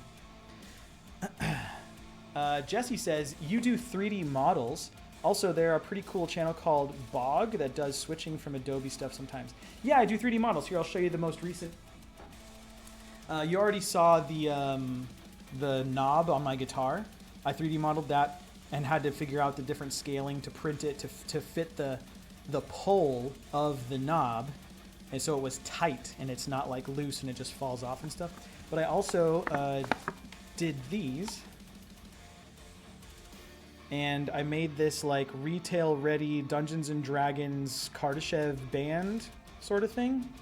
And I made all the packaging myself, which is really obvious. You can see it's like taped together. This was supposed to be a prototype of what I was going to kind of have available at like shows, but like, you know, Euroblast. I was going to have it as like a cool option for people to sort of buy online and then print themselves with a 3D printer. But yeah, I had these ready to go. Only one of them is 3D modeled, which is me. The other ones are Hero Forge. So I just kind of put them together in their builder and then posed them and made sure all of the like attributes were accurate. And then I took my model and I had them actually make my guitar, my shape Aristides, and put it on my model so it's more accurate to me. But yeah, I paid a 3D modeler on Fiverr to do that modification, not me. Devin! Yo, Devin! You've probably been in here the whole time, but I just saw your "ya" message. What's up, dude? Hello. The Souls lore master himself graces us with his presence. You guys, I'm going to do a shout out for Devin. I don't know if he's streaming very often anymore. But this dude, if you like Dark Souls and all of the Souls adjacent type games, go check out Devin. He does amazing lore deep dives and explains all of the details of these Souls games and why every item matters. Why he's probably doing Battlefield these days, and I'm about to hype up everybody for this content he doesn't do anymore. But yeah, anyways, it's really cool. It's fascinating to just like listen to him and watch him go through it. It's really cool. Abzo says compost, Between Sea and Sky, Sun and Moons, Cellar of Ghosts, Iota, Snow Sleep. Oh yeah, shit's totally in there. God, fuck, I want to see Snow Sleep live. I wanted to write it down, but didn't make it. Oh, God, we're back at this word, Abzo. Avangale is basically loosely translated really awesome. Oh, Avangale. Avangale. Yeah, Guile. People say Guile here all the time, which is like sexy cool. First stream from Germany, more like first dreamy boy in Germany. Yeah, maybe. Bro, Peter, I hope you're doing well, dude. I hope that this time works for you, for me to stream. I know it's like 9, 10, 11 a.m. for you guys right now, like wherever you are. But I wanted to choose a time that hit the West Coast US, people working from home and the ability to like enjoy like a streamer and hang out when it's actual content eventually, you know, with like gaming and music and stuff. But I also wanted to get the Europeans now because it's 6 p.m. our time and everybody's off work and ready to sit at home and drink and hang out with me. My wife's in there hanging out with me on stream, dude. This is it. So crazy, bro. The marvels of technology. Kippo's been following Kardashev for 1 year and 8 months. Tight. Schizophrenic has been for 8 years, 10 months. My gosh. Jesse, 4 months. Nice. Look at all these people doing this. This is so tight. Yeah, man. It doesn't matter if you're new here, if you're old here. The support is the support, dude. You can be a lurker. You could be a reposter, a retoaster. You know, here's a I'm not gonna say a job. What's the word I want? Here's like an underappreciated function of some community members, right? Because we have like people here, we have streamers, right? The content creator, we have the streamer. Then you have the community of the streamer, the people who are actively discussing and creating opportunities for the streamer to talk about subjects, kind of like a sort of like more impersonal interview. You know, I'm reading through the comments, then it triggers a memory and I can tell you guys a fun story. But then you also have the people that are promoting it in like the weird crevices of the internet. Like I was on Reddit the other day and I looked up the word Kardashev. I do this like once every few months. I'll just type in Kardashev on Reddit and see what people are talking about. Usually it's just like, have you guys seen this music video or something like that on r/deathcore. But I came across this post on there where this person was saying like, hey, how do I make my drums in like a music creator subreddit? How do I make my drums sound like Kardashev? And I clicked on the post and I read, and there was like, you know, 1 or 2 paragraphs, whatever, just saying like, hey, here's a link to one of their songs. I really like the way that their drums sound. You know, this is super cool. I just really wish that I could reproduce this or use it as a starting point to then hone my own drum tones and my drum sound. Now, first of all, shout out to that person. I don't know if you're here or if you're going to watch this, but thank you for the question, but thank you for mentioning Kardashev in the universe. That's really nice. And for sharing the video. I'm pretty sure you hyperlinked the video. But that's really cool. But that's one of those things where it goes underappreciated, because I would probably never have found that, especially on all the websites I already don't frequent. I mean, for Christ's sake, there's probably like a Pornhub comment section somewhere that actually uses the word Kardashev. That's a nightmare fuel. But the point is, rule 34, right?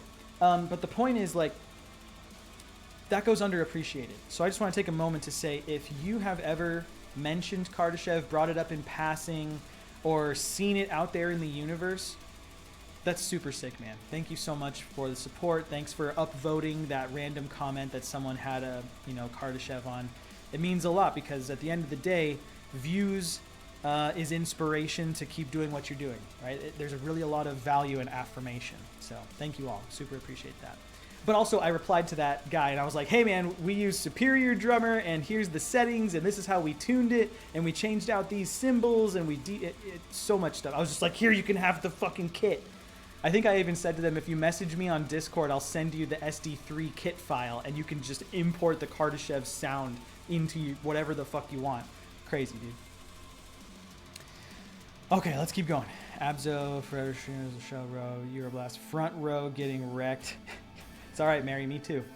I'll be -1 front row, and I'll be wrecking my back and my neck, and hopefully I don't pass out on stage. Yeah, that would be cool. Definitely don't want to do that. I'll tell you this though, my hair is now long enough that there's this one thing that's going to happen, because it's always happened to me when I've been in bands who perform when I had long hair, and that is that when I headbang, the hair will come down in front of my face, and the frequency of headbanging and subsequently breathing, there is an inevitability that my hair will get inhaled into my nose and go down and tickle the back of my throat.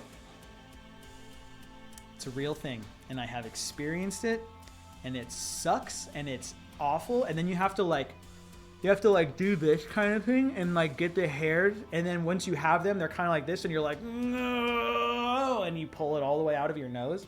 It's rough, dude. And you have to imagine, you're sitting there trying to play like some technical riff or whatever, and you got this going on, you're like trying to pick a boogie while you're like, ugh.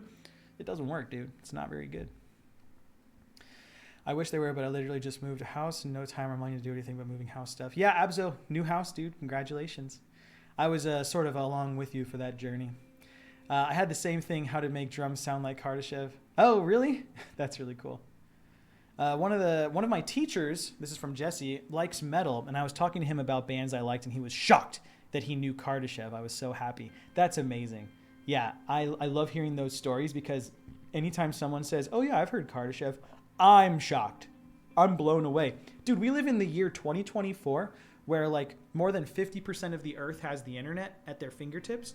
So that, to me, that qualifies them as like being equally addicted to the internet and like all of this stuff that you're bombarded with constantly. Like, do you guys remember for like a year straight, it was just Lorna Shore? Like, that's all it was. It was purely Lorna Shore. It was To the Hellfire, the one fucking breakdown at the end where old boy goes nasty on the microphone. It was like that for a year straight. People could not stop.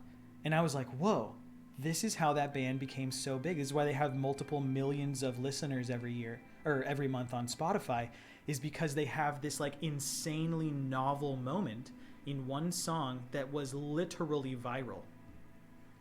Now, don't get me wrong, I'm not shitting on the rest of the music and anything. I'm just saying like that moment definitely gave them their exponential peak in popularity over anything else.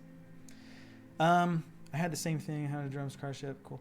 Just make sure also join Gig Caesar, Pornhub. Yeah, the Pornhub shirt idea that I was gonna do, it just didn't pan out because again, the logistics of trying to get shirts made while also doing everything else, I didn't have the bandwidth.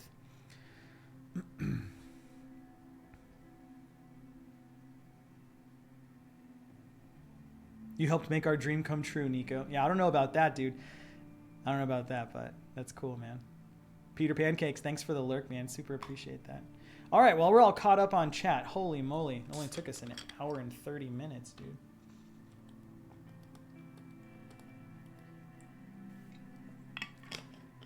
So, the stream looks good. The stream sounds good.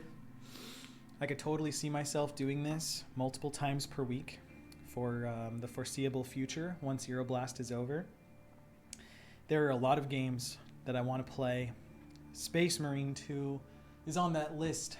Tiny Glade is on that list. Let's pull up the list. Let's take a look at the list. Let's talk about which game I should play for the first gaming stream. I mean, there's always the good old Valheim and Minecraft days that we've all enjoyed. But there's also something to be said about a wish list and seeing what's available. All right, so let's jump over here and swap the screens.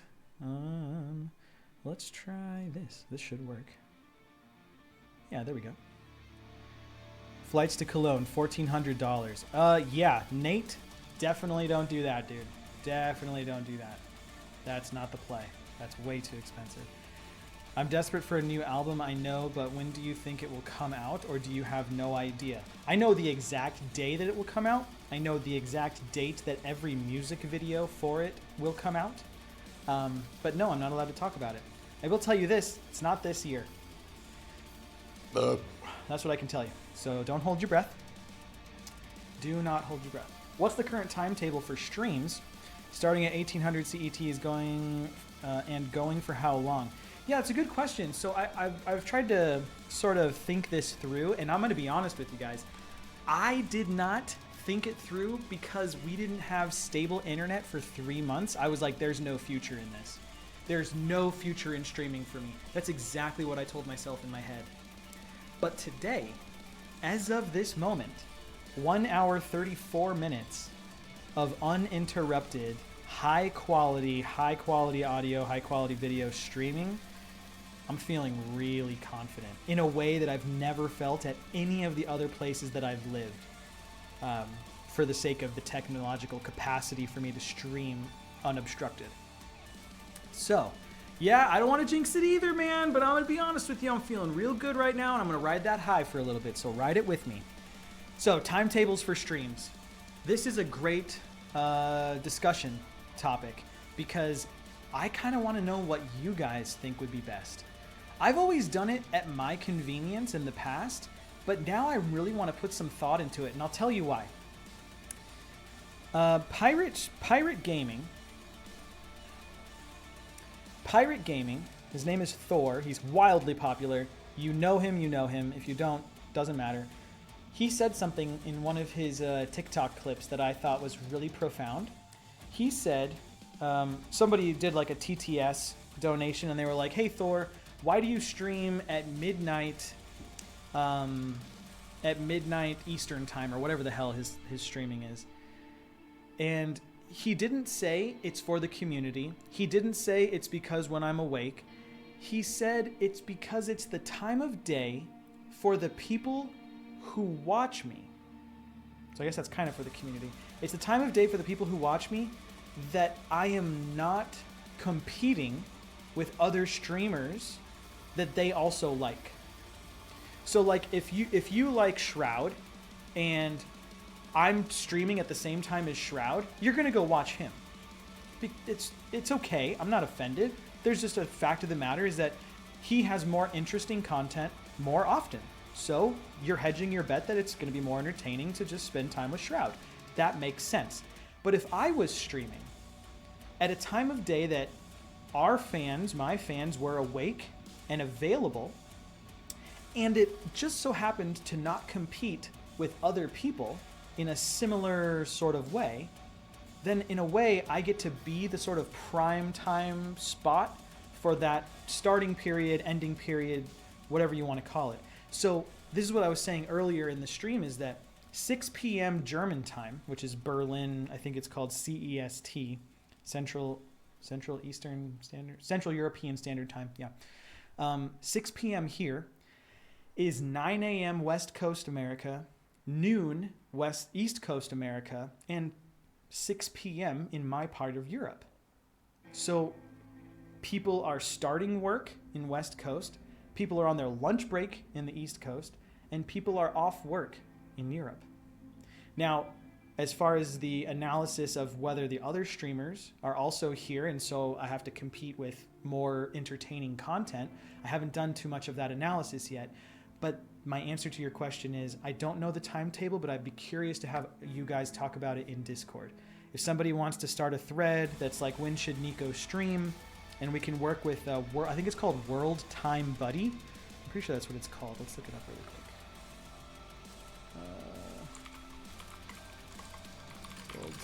I think it's called Time Buddy, World Time Buddy. Yeah, World Time Buddy. So if you use this type of website and I say like, okay, Berlin at 1800, and let's say I do it for 3 hours, so I go to 9. So that means that in Sacramento, California, that means that in New York, whoops, can't spell York apparently. If I started here, we can get rid of Moscow and Beijing. This is what it looks like. It's 9 a.m. Sacramento, it's noon New York, right? So that's kind of the idea. So if we use this tool, people can put in their own region, their own area, and it will tell them, hey, do you want Nico to be live at this time? Okay, let's do it. Now the other thing is, if we do this sort of poll and the best time zone or the best time is like 3 a.m. for me, that's just not going to work with me and Jenny. I mean, she's got to sleep, she's got to work. I want to have dinner with her and I want to wake up with her. So obviously there are some concessions to be made, but World Time Buddy is super useful. Maybe we'll do that in the Discord over here. I will make a note. And we'll turn this into a thread. Boom.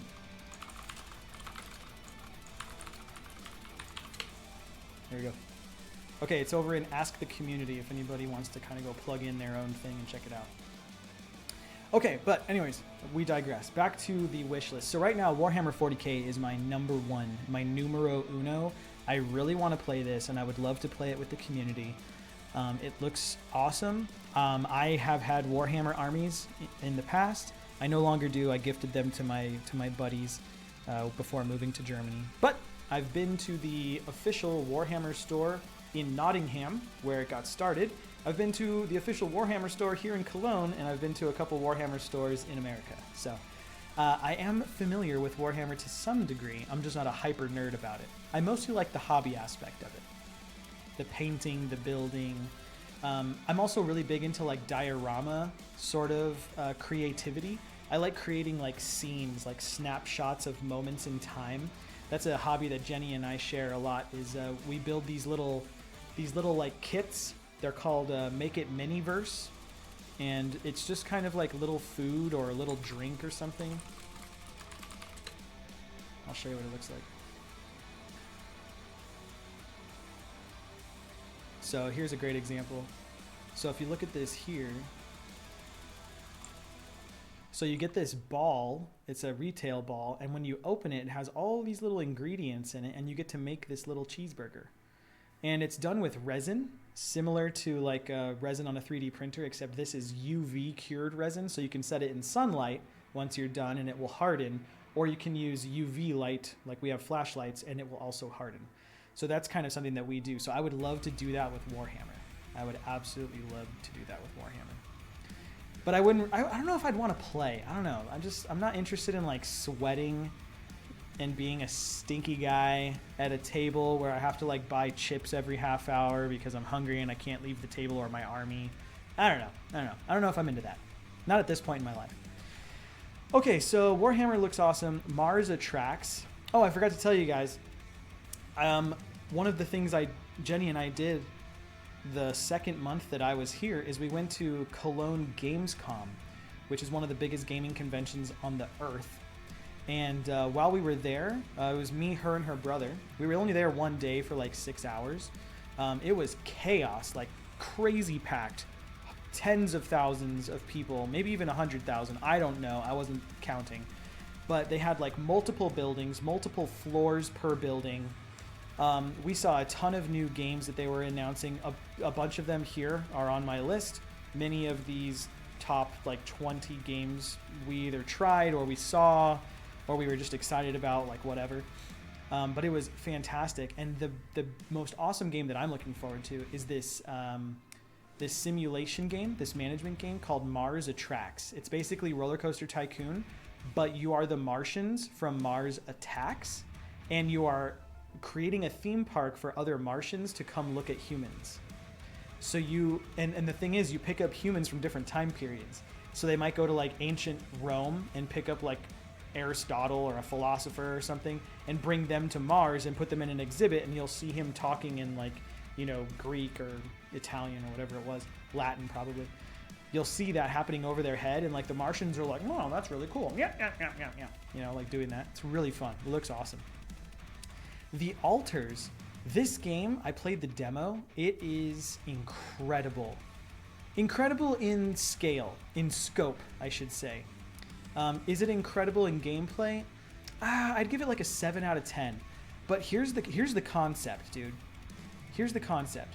You are on a crashing spaceship. You're on like a research vessel from Earth to this foreign planet, looking for special materials, kind of like the Alien sort of premise, right? You're looking for like precious materials for the mega corporation that funded your thing to get here. So you crash on the planet. All of the other people from your ship who are going to work with you, they all die. You're the last survivor. Haha, Deus Ex Machina, right? So you go to the base that's on the planet that was kind of pre-constructed for you, and now you have to run the whole base by yourself. Well, through some quick storytelling, which the demo is only an hour or two long, and you'd learn this in the demo, so I'm not spoiling much. You take a couple of risks and you put your own DNA into a fabricator, like a machine that can like basically make materials for you. You put your DNA into it and you start self-replicating. You start making clones of yourself.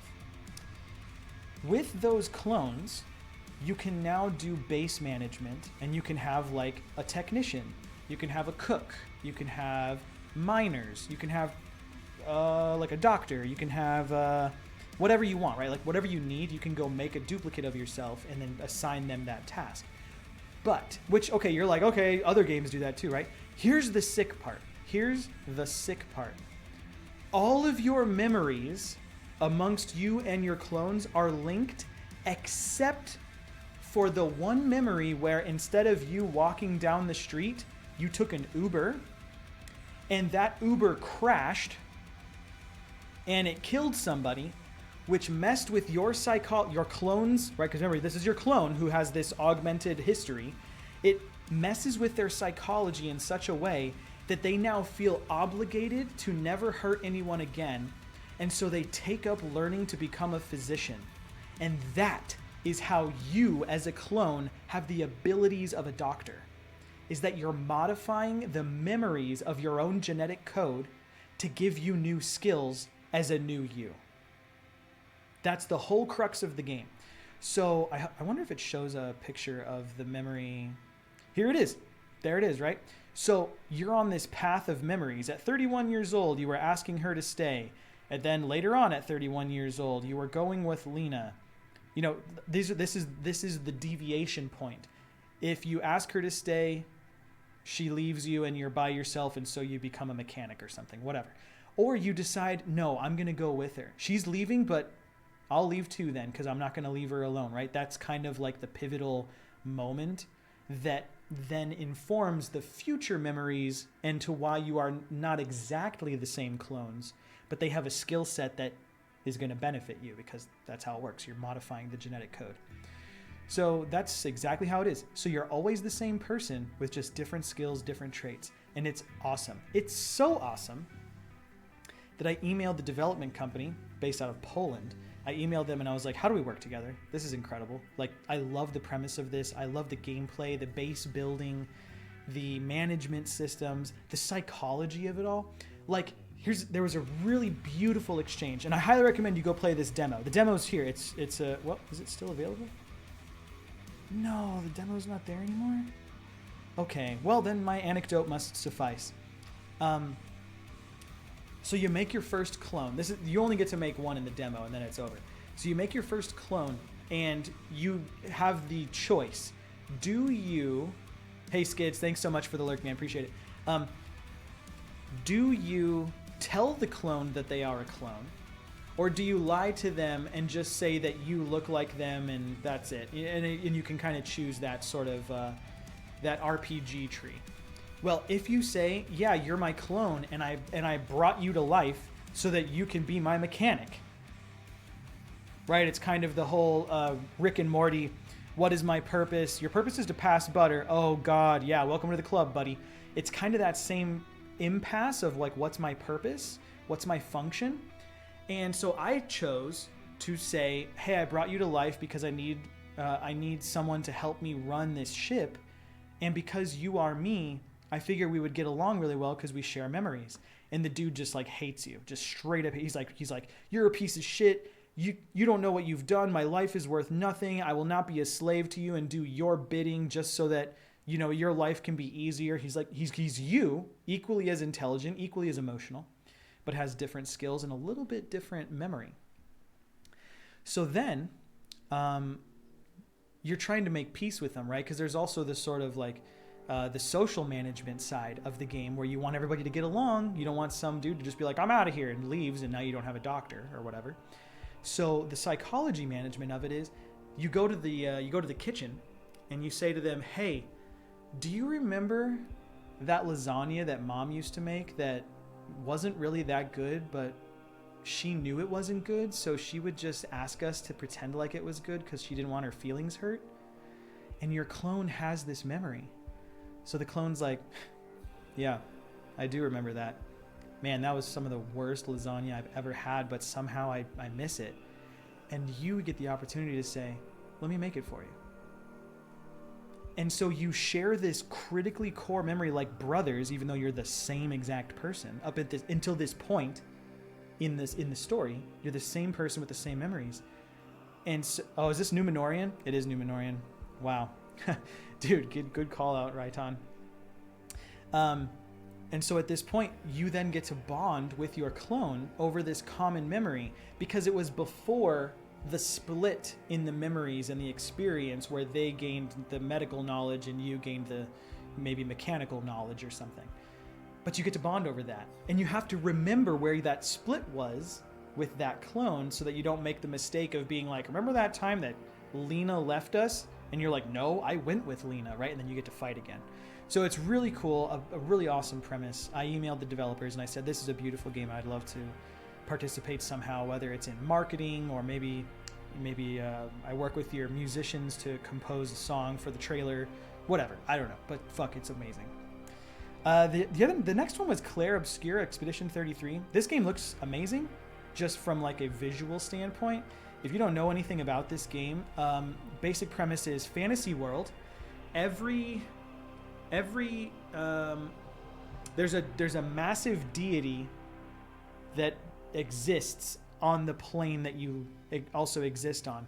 And this deity is like, thousands of feet tall.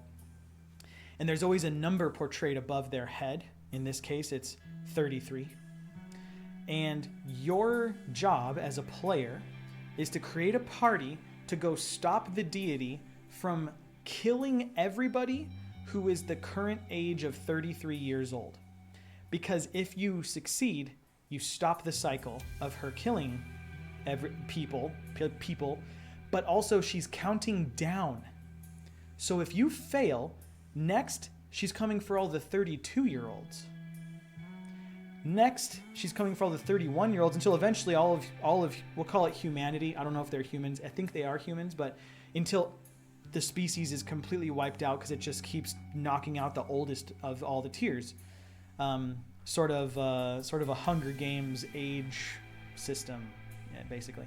But this game looks incredible. It has Final Fantasy depth in it. It also has like kind of Final Fantasy / I don't know, like New World or Fable or maybe Final Fantasy 15 or something, sort of like technology and clothing and that kind of stuff. It looks incredible. Actually, we should just watch this trailer. Dude, we should just watch the trailer. We're doing this right now. You guys have to see this. It's incredible. Yeah, it's got some Persona elements to it. All right, here we go. 2 minutes. Let me pause the music. Product not yet rated. Here you go, dude. Let's check it.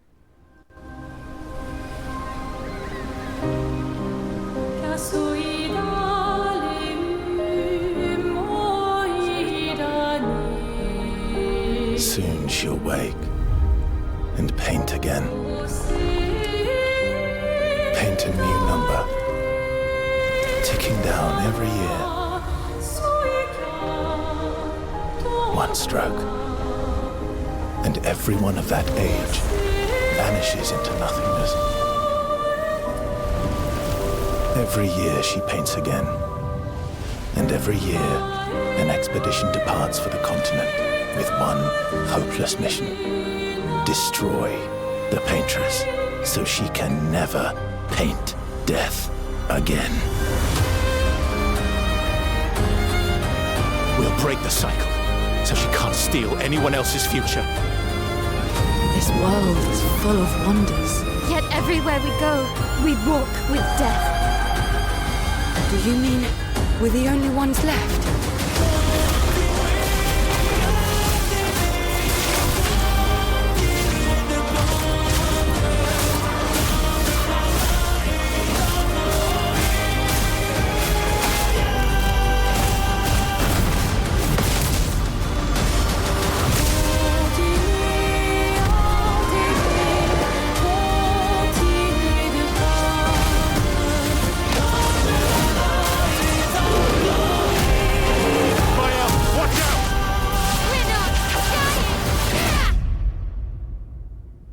Even if we fail, we lay the trail for those who will come after.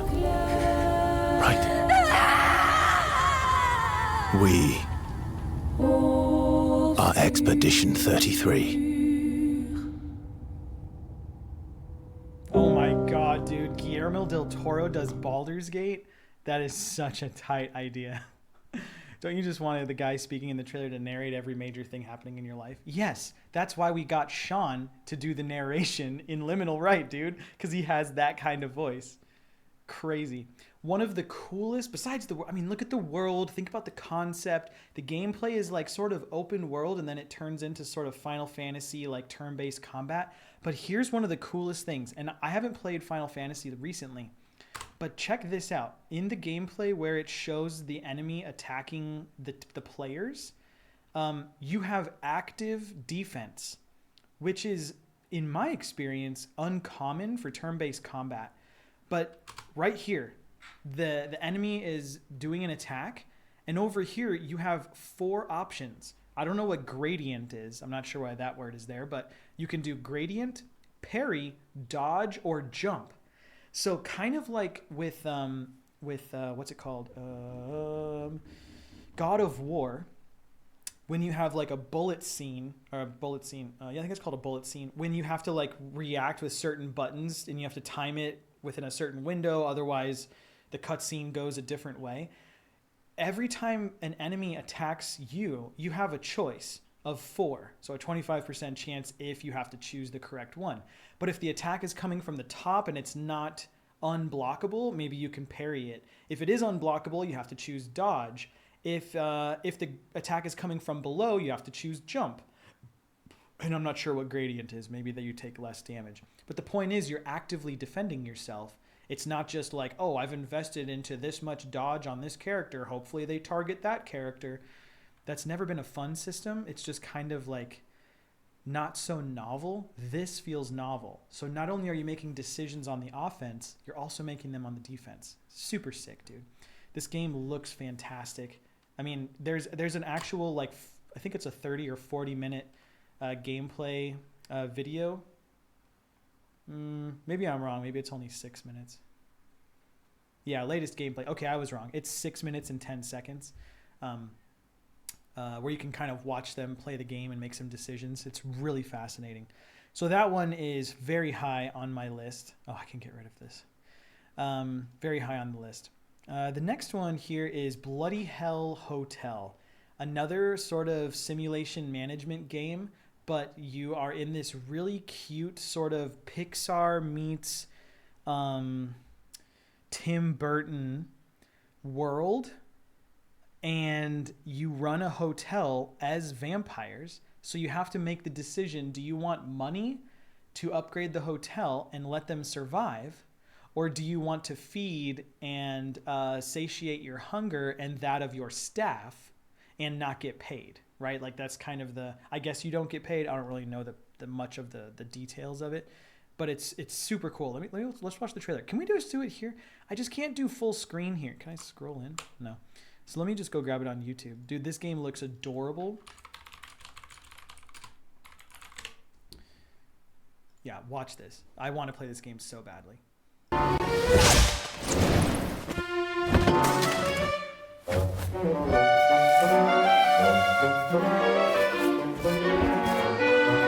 So you decorate the hotel, you bring it back, it's not going to sleep for hundreds of years probably.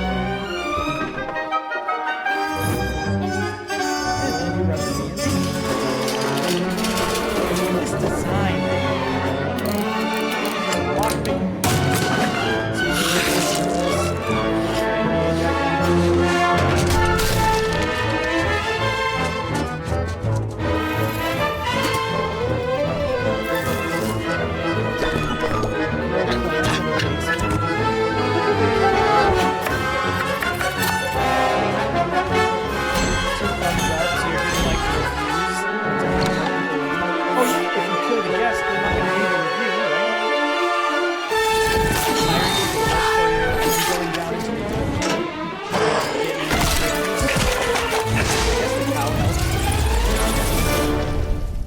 Dude, I want to play this game so badly.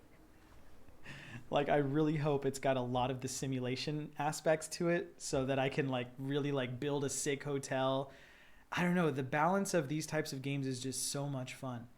It says here, first-person horror management simulator.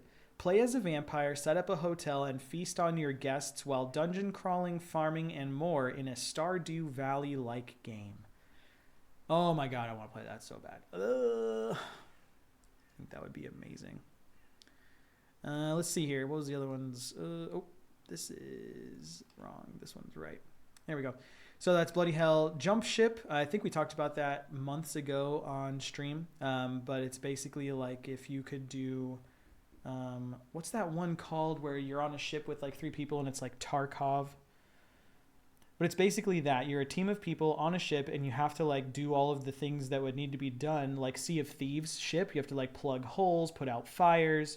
You have to jump off the ship to like board other ships and steal their bounty. You have to land on asteroids and planets to complete missions and bring the loot back. Fight huge monsters on each of these planets. Things like that, right? It's like an adventure. It looks like it's in early access. Can we play it? Get access by playing... so maybe they do have it available. You probably have to make a request though. Yeah, maybe I'll make a request. That'd be really cool. But this game just, it looks like it would be super cool. Let's check it out. It's, what did I say? Jump Ship. Yeah, dude, look at this thing.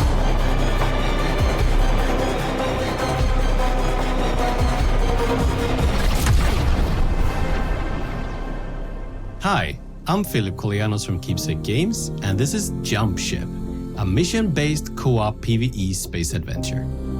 In Jump Ship, teamwork is crucial. Mount turrets, tackle emergencies, and ensure your ship's integrity to complete missions and reap the rewards. While Jump Ship is best enjoyed with up to 4 players, solo players are welcome too. Each mission in Jump Ship demands strategic choices. Jump to riskier sectors with high risk, high reward, or take a safer route. Do you want components for your ship? Do you need repairs, or perhaps some extra credits? I detected jamming. Alright, we just arrived. There seems to be a jammer preventing us. Hard to hear. Can we turn down YouTube like to like 75%? Sure. From Thanks, jumping Chris. further. Let's make our way there and disable it. Thanks for Using our letting me know, dude. sensors, we can tell that ships are patrolling the area. With some good positioning and teamwork though, I'm sure we can make our way past them undetected. Is this okay? We made it. I'm Time to looking at enter the the levels facility. now. It should be better. On foot, it's essential to stay together and use all gear and equipment you've looted to stay alive. When that's done and all loot is collected, it's time to return to the ship and... Pirates! All crew to their stations!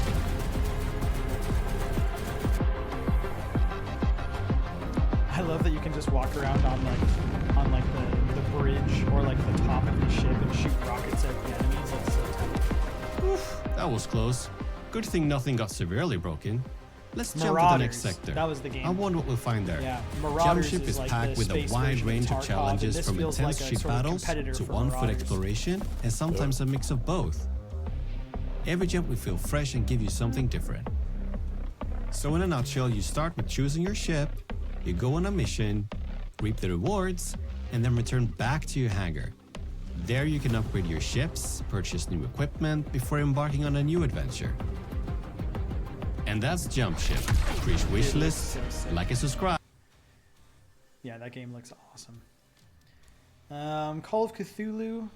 This one's a little bit older, so we'll just kind of skip it. Wildermyth, a little older. Deliver at all costs. Bro, this game looks hilarious. Did you guys ever play Crazy Taxi? It is like Crazy Taxi, but if you were in Russia. Look at this. Look at this, dude.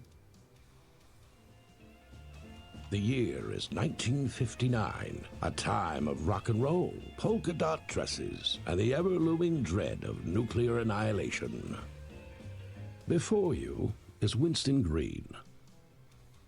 So, a couple of years back, all roads led me to Saint Monique. That's where everything kicked off.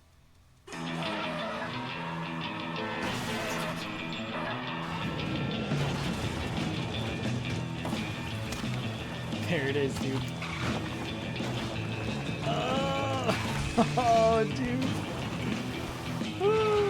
It's like top-down Crazy Taxi, but it's the 1950s and there's like all kinds of chaos around it. You may be clever, and a good courier even.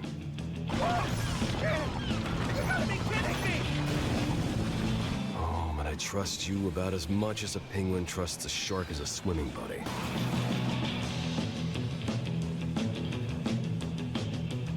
Dude, the chaos. Like at one point you're delivering a nuclear warhead somewhere, and if you get too much damage, it just goes off, right? Warning. There it is! Hey, stop that! Device activated. Please avoid impact. Whoa, what the? Dude, how do you not want to play this? Like, how much fun does that look like? Like top-down little like racer. Oh my gosh, I would love that game. That one looks super tight. Shadows of the Damned. That's a remake. That one's gonna be amazing because it's my favorite game of all time. Lens Island. This is one of the ones that we saw at Gamescom that I wrote down. I wanna look at it again. Lens Island. Because I haven't seen much since this. Developer preview. Gameplay trailer. Here we go. Let's do this one. Love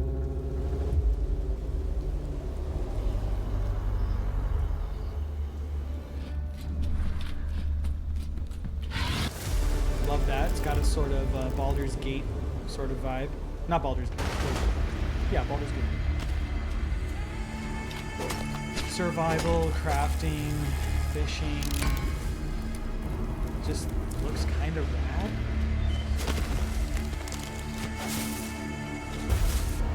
I mean, how many crafting and farming simulators can you play, you know?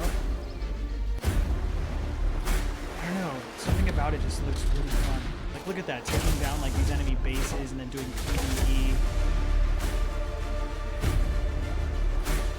I think you, like, make islands and then other players can, like, come in and, like, try to defeat them or something. I'm not really sure what they did.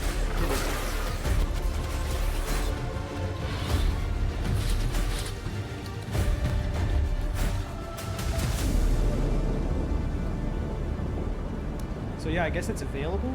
We saw it at Gamescom and it looked really cool. Hey, it's Ludo! Hey Ludo, how's it going, man? How are you doing? How's the weather, my country neighbor? The weather's really good here. It was raining all day and it's probably like 70 degrees. Well, sorry, for my European friends, that's like, what, 18, 17 degrees, something like that. Frostpunk 2, made by the same company who made The Alters, because I joined their newsletter after emailing them and being like, yo, I'd love to work on this game with you. Frostpunk 2 is out now. I definitely want to give it a go because I played Frostpunk 1 quite a bit and it was very fun. Rust has been on my list for a long time. Torment, Judas, we talked about that one. Tunic, Moonbreaker. This one looks really interesting. It's called Achtung! Cthulhu Tactics. It's a tactics-based RPG strategy game, but in the Cthulhu universe. So it's fun. But it came out in 2018, so 6 years ago, and it's got mixed reviews at 69%. So I'm kind of like, if they have like a free weekend, I'll try it, but I don't want to spend the money on it. Death's Door was at the top of SkillUp's review, I think 2 years ago or something. He was like, yo, you have to play this game. So it's on my list. Outcast: A New Beginning. This is fascinating because it just came out this March. Mark and I played Outcast 1 together, and it was not good. And there are mixed reviews on this one, 67%. But across the internet, it's got 79%. I don't know. Let's go watch the trailer. So this is Outcast: A New Beginning.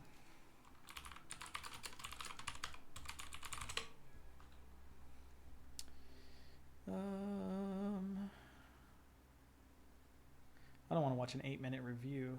Here we go, release trailer. It's for PS5.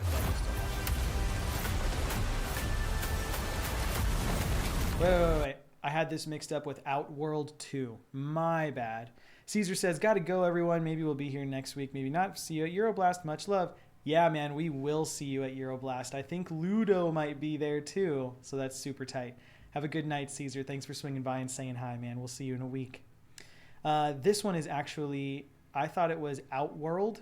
It's Outcast. Yeah, so it's just a different game. So let's check it out. I think this was like a sci-fi Just Cause. I think that's kind of the angle that they have here. What did you hear? Ulukai. Do you hear me? And it's THQ Nordic. Anyone in there? There's no time to waste. My Dolotai Guardians have tracked the enemy ship. Kind of has Avatar vibes. This fist? You're not even gonna lend me your spear? I shall not influence the trial. Good luck talking to him. Wait, why would I need luck? It's got a little bit of a slapstick to it. You'll see. Oh yeah, dude, not Outlast. Nah, dude, I can only take so many horror games. Are we still focusing on the source of quantum crystals under that island? Yes, they call it Kizar.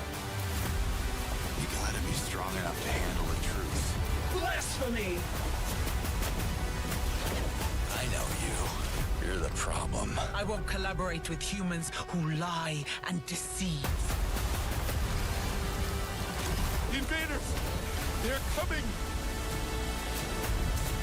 Yeah, a lot of Avatar Have energy. you ever been in love, human? Looks cool, though. I mean, looks kind of fun. You are not your father. Like in the same way that Anthem We've kind of made a looks fun, mistake. right? Like How hopefully dare you mechanically feed your it's good. lies to my daughter. There's like 4 characters, which is great. You don't have to remember a million You names. need to pick a side. On my way. Yeah, Horizon Zero Dawn vibes. Yeah, totally. Absolutely. Absolutely. So the demo, it says, was available 6 months ago, probably on Play. No, it's available here too. Now here's the crazy thing. I bet you I could download this demo pretty quickly while streaming and not have any interruptions because our speeds are insane. How big is it? So the demo is 32 gigs and it'll do it in less than 20 minutes. Less than 15 minutes. Dude, this is insane, bro. Less than 10 minutes? Jennifer, are you watching this? Are you seeing this right now? Dude, less than 7 minutes. Abermuffin, what's up, baby? Gigabit? Yeah, we do have 1 gigabit internet. That is what we got today. Dude, Abermuffin, long time no talk, man. How are you? Hope you're doing well. I'm finally back online, finally back streaming again. Hoping that after today and then next week when we play Euroblast and everybody finally goes back home to Canada and America, I can get on to some of the other projects that are in my brain. You're doing very well. Excellent. I love seeing that, dude. Ludo says, with good lines, you're not waiting to download. You're waiting for the other side to finish uploading it. That's a very interesting other side of the coin sort of comparison. Yeah, you're right. You're just waiting for them to like allow you to download it fast enough. Let's go back to the wish list really quick. We're going to try that demo. We'll see if we can stream a game from the same computer. Titan Quest 2. I'm an absolute slut for Titan Quest. Oh my god, we're going to put this at number 4. Straight to number 4. Railroads and Catacombs, kind of cool. Has a Darkest Dungeon sort of artwork style, but then you have this train that constantly is moving from area to area because of like the environment or whatever. And so you have to run around in the areas that the train stops and like pick up resources and then upgrade the train and keep it moving. It's kind of like Void Train, if you've ever played that, or Raft, which is that you're on a vehicle that doesn't stop. You cannot stop it. Well, not forever. You can stop for like a moment or something. And the world passes you by, and so you have to sort of fish items out of the world as your vessel continues perpetually forward. Yo, Christ, what's up, man? Yo, everybody, shout out to Christ really quick. I can't ever spell your name because it doesn't spell the same. Yo, Christ is in the Discord community, and he does drum streams. And sometimes, do you build cosplay? Not cosplay, but do you build costume stuff on stream? I can't remember. I always see your drum stuff, though. But yeah, go check him out if you're interested in drummers or the sort of costume-making side of streaming. You can check it out. Aber says, whenever you do music reaction, I've had one in the chamber for you, potentially the best thing to date. Okay, I'm going to be real with you. I'm downloading a game right now, uninterrupted, while streaming at 60 FPS. I will absolutely do a reaction with you right now. What do you want, baby? You're here now. Why make you wait? What you want? A single song, one song for you. All right, I'm in. Say less. Let's do it. I'll throw it on the big screen, dude. Let's do it. Let's do it. Link me. Please don't be a meme. Please don't be a meme. I've met you once. You're a serious person. Death Empress, Disembodied Tyrant. I'm 99% sure I know exactly what this song is. There's a music video, and it has a moment in it that I think I almost cried. Yeah, dude, hold on. I'm going to pause this. You ready? Wait, whoops, sorry, it's not on screen. I would love for this to pop on out. There it goes. So, before we get started, I have a 51 upvoted comment on this video where I said, I love, love, love the woman's voice during the breakdown. Great choice. Yep. We're going to watch this together, but I want you to know that I've already seen it, and that moment is incredible. Let's check it out. You guys can hear it, right? Yeah, I see the bars jumping. Dude, here we go.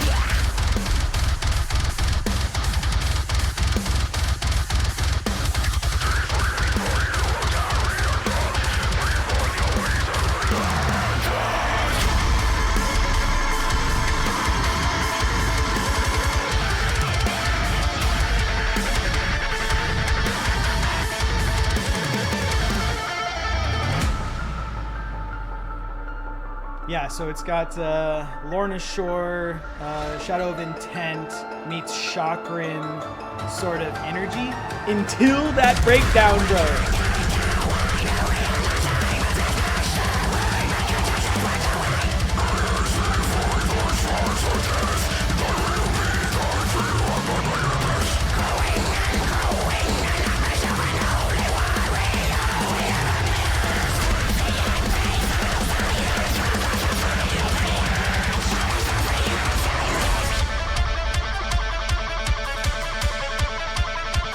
Okay, hold on. I'm going to back up just for a moment because Mark reacted to this song. Who knows the name of the blade on the wall? Who knows the name of the blade on the wall? Andrew?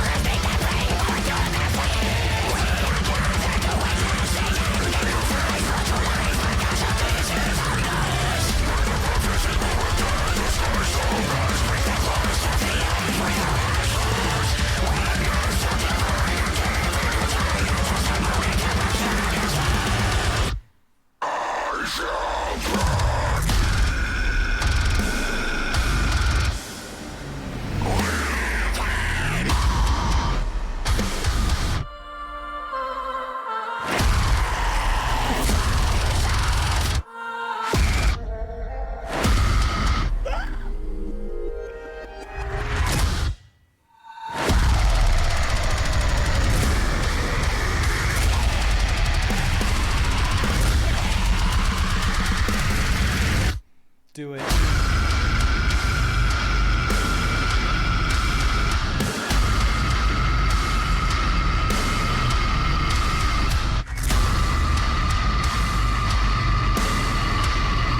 One more, please.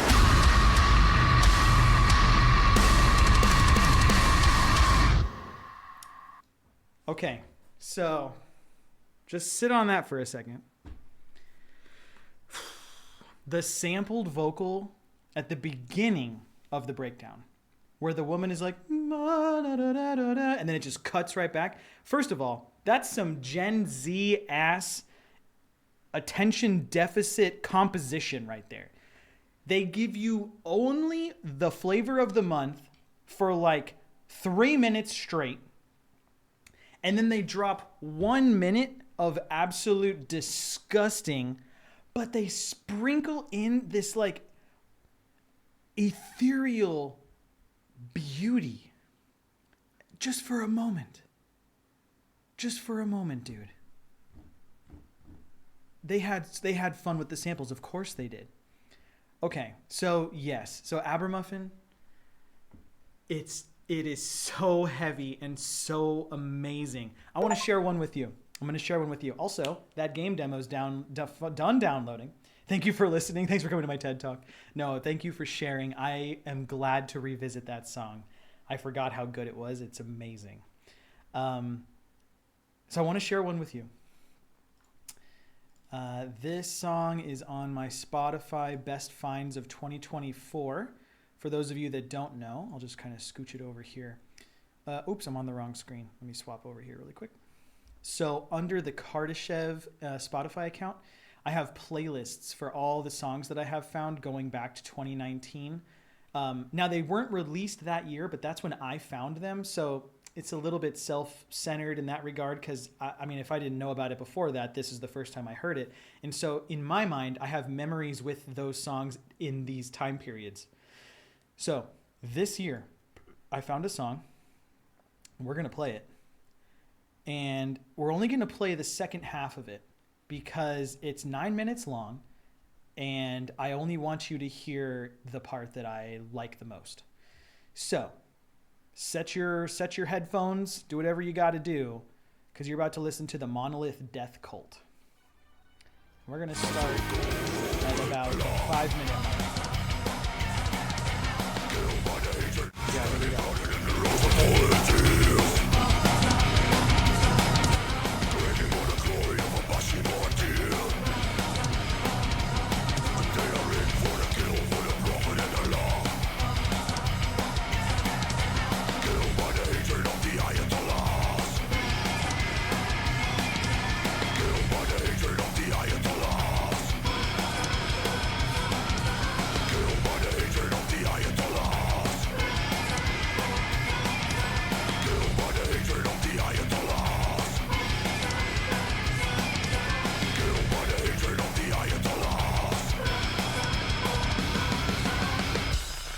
All right, Aber, this one's for you, dog.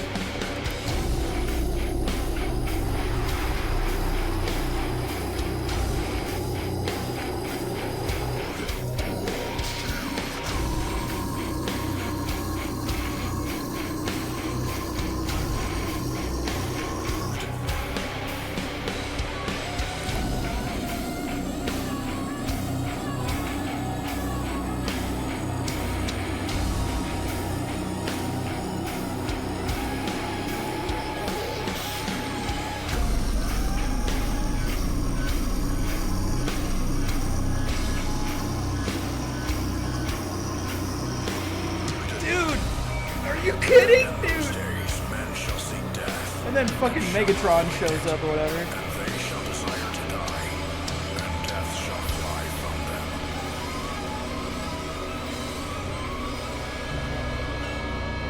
And the fucking saxophone is just going? Bro! There's still 2 minutes.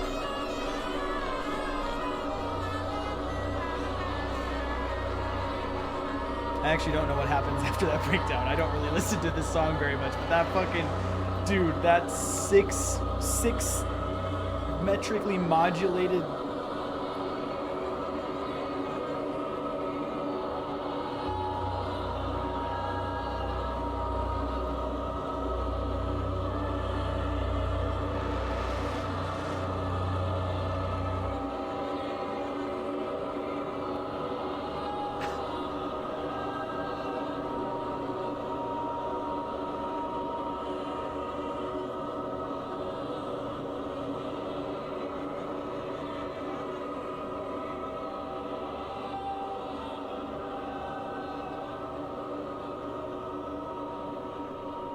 Just a choir from hell. No big deal.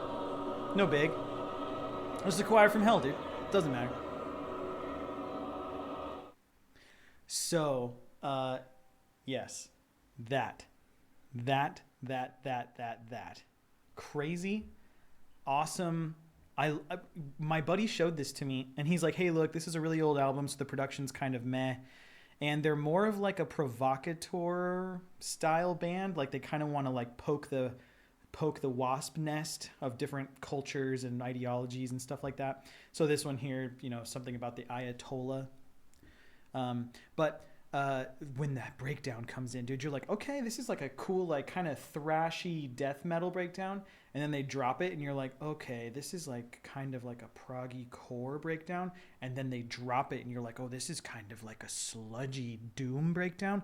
And then they drop it and you're like, it's kind of deathcore, sorta. Dude, it just keeps going. Crazy. Yeah, so that song, Human Wave Attack, the Monolith Death Cult. Kind of nutty. I've got a ton of songs on here that I've found this year. If you guys are interested in checking it out, I'll post a link for you. But I do have all these playlists of just like and it's literally the best shit I've found this year, every year moving forward and going back to 2019. Last year we had like, dude, Darko, Alluvial, The Breathing Process. The Browning had Poison. Did you guys listen to this? Hold on. The Browning, right? The Browning, like like electronic deathcore, whatever they are, electro death. I don't know. Christ, I'm in, baby. Link me on Discord or here if you want to be public, whatever. But listen to this, dude.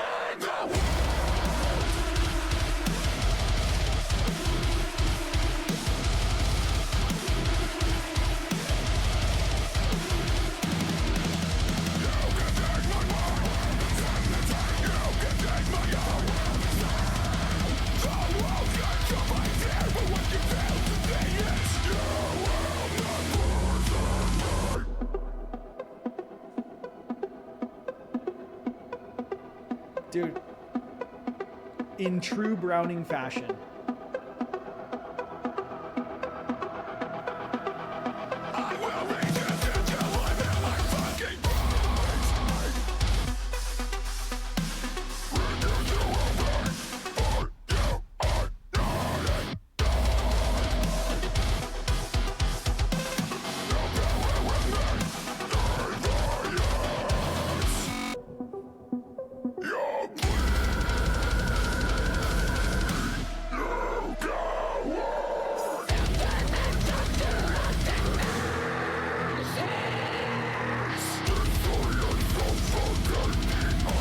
Oh, dog, just wait, baby.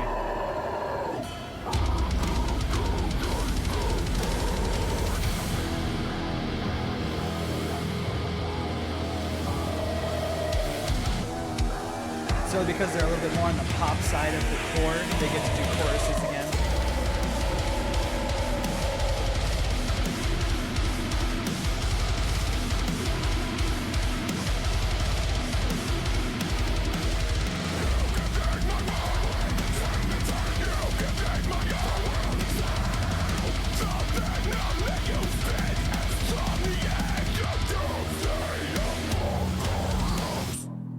This one's for you, Aber.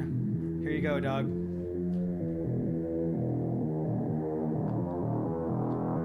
Make it stinky, daddy. I refuse to consume.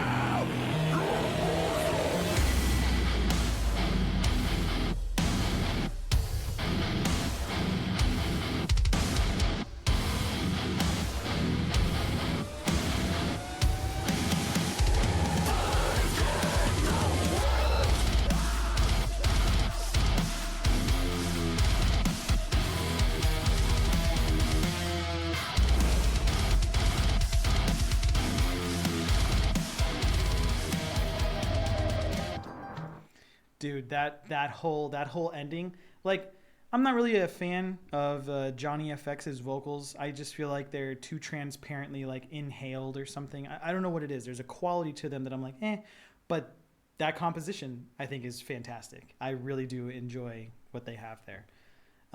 especially like the whole like sort of, I don't know if it's EDM or techno or whatever the sound is in reference to its origins, but like whatever that is, adding that into deathcore is just so tight. Okay, Christ has sent a track that they wrote and they want to see me check it out, so let's check it out. Most important deathcore metalcore album of the past decade, Doom 2016 soundtrack. Dude, Mick Gordon almost didn't get the rights for that. Yeah, he almost lost a huge legal battle with them over that. Okay, let me know if you want the lyrics as well. Yeah, sure, if you want to. This is a 9-minute song. Okay, we're gonna do it. We're gonna do it, Christ, because you support the channel and you support the Discord, and you're always, you're always kind of keeping people engaged with the self-promo channel and stuff. And I appreciate you being an artist. So let's check it out. We're going to peep this. Let me make sure it's coming through stream.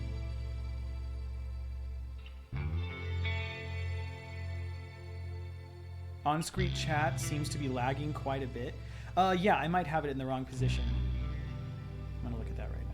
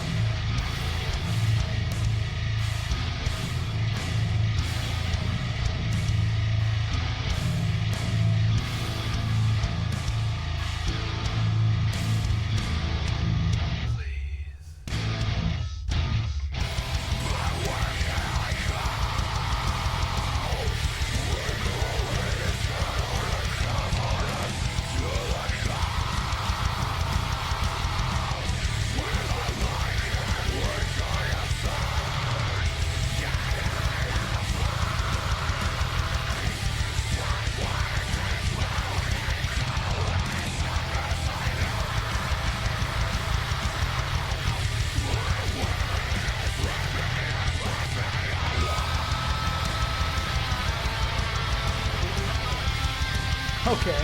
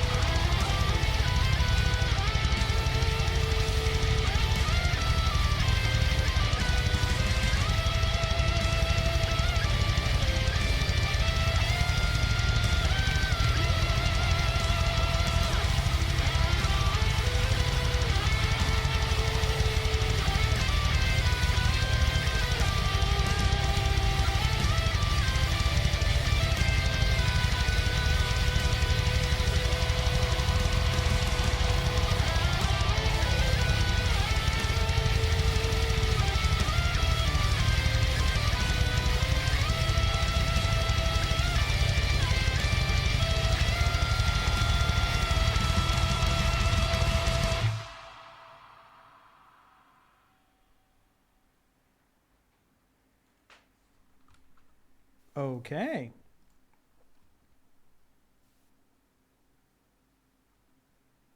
Was that the whole thing? I think it was, but in Discord it says it's at 3 minutes and 9 seconds. But I mean, I read through the whole lyrics, so I guess that's the whole thing. Okay. All right, cool. So we heard the whole thing. I was confused for a second. I was like, what the fuck? Why is it at 3 minutes? Okay. First of all, mad props entirely that it seems like you did everything on that song. I was reading the comments and somebody asked if it's all you, and you said yes. So that means you did the drums, which of course you do this on your stream all the time. You did the drums, you did the guitars, you did the guitar solos, you did the bass playing, you even removed the frets and then recorded the bass solo at the beginning of the song. You did the vocals, and you did the mix and the master. Did you do all of those? I'm keeping count over here. That's 7 different jobs, by the way. You also built the guitar and the bass that you used for it. So you didn't just do it yourself. You did it all yourself. It's not DIY, it's DIAY. Do it all yourself. Dude, you did DIAY, okay? That's insane. First of all the skill trees you unlocked just at this point in the project. I imagine that you're going to do even more stuff eventually, but like building instruments, learning the instruments, writing the material, recomposing the material into a different instrument, refining it to be supplemental to the composition and the melodies. I think everything here is incredible, especially to have been done by one person. I was reading through the lyrics with the song, and I think that it's a super cool song. The structure seems really good. I say seems because I've only heard it once, but as far as I can tell, it followed a memorable format. That was great. I I don't know if this is like a self-conscious issue or like my ego getting bruised, but when we got to these verses, I was like, what are these words? Lacrimal, Corvidian, that sounds like a word I've never heard. Sojourn, Endazzlement. I mean, I can infer kind of what these might mean, but I was over here and I was like, whoa, lyrics written by a thesaurus. Yeah, what's your inspiration lyrically? I mean, it seems like kind of adjacent to Slice the Cake, sort of those like grand epics, maybe like Aeron's Universal Migrator Part 1 and 2, but like the storytelling, the bigger than life storytelling is like super cool. Corvidian was made up. Okay, makes sense why it's red underlined here in my notepad.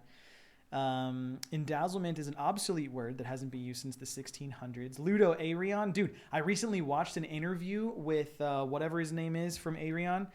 So he's Dutch. I didn't know that because in the interview he's speaking Dutch, and he's using words that are Deutsch. But I didn't realize that Deutsch and Dutch shared the words. Yeah, Arjen Lucassen, that's it. I didn't realize that. So I'm listening and I'm like, does this guy have a weird accent? I can understand half of these words. Why don't I understand the rest of them? And like, don't get me wrong, I'm not like a wizard with German, but I was listening and I was like, is this guy from Germany? And I had to Google it and he's like, no, he's Dutch. Swamp German. That's super tight. Swamp German. Yo, you nailed it on Slice the Cake. Yeah, Christ, you can totally tell that there's...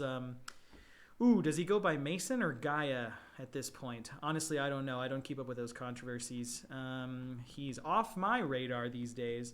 But yeah, Mason, I'll just refer to him as when I met him in 2015 at UK Tech Fest. Mason is a wizard with words.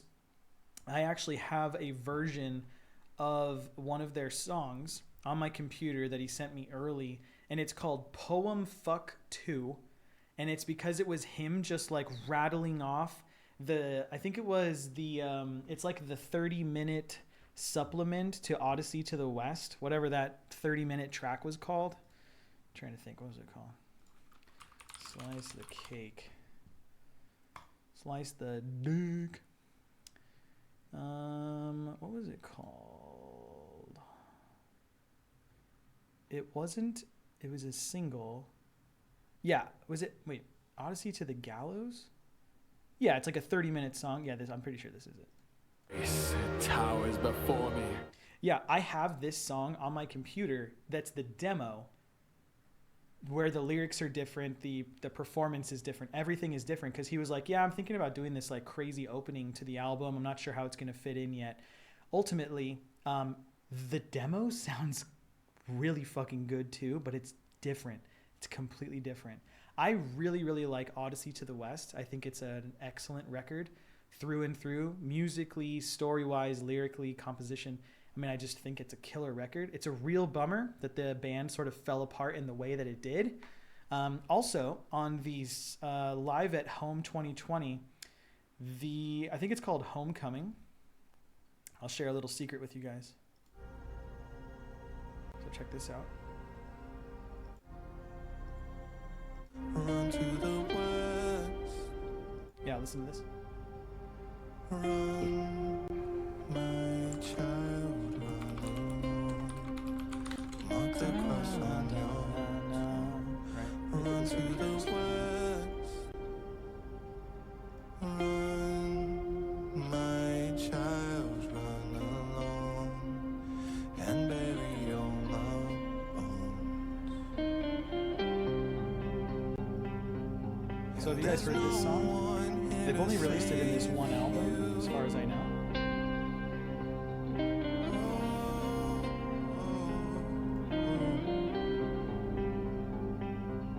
And there's no one here to save you.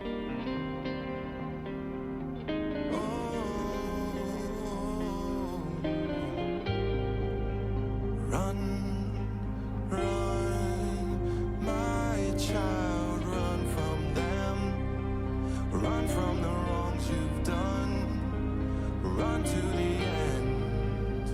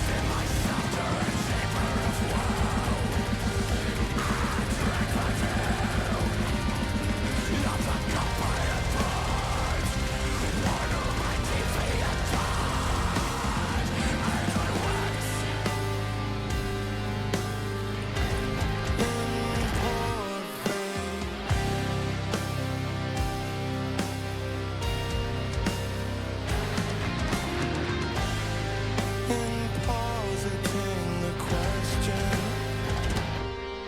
I let fly the blade of my own ruination. Yes, of my big with fragrance spices I retreated into the mountain. Into open state. I know something made. So I night and day. I cannot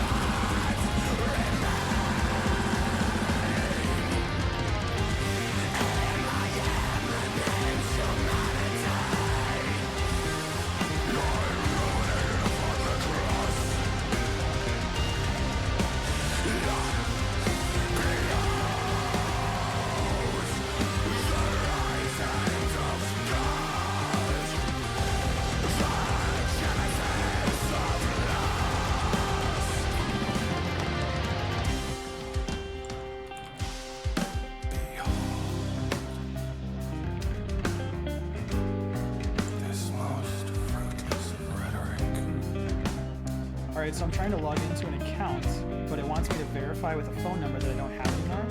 So I'm having a really hard time right now. But the song is really good. Let's see if I can get it.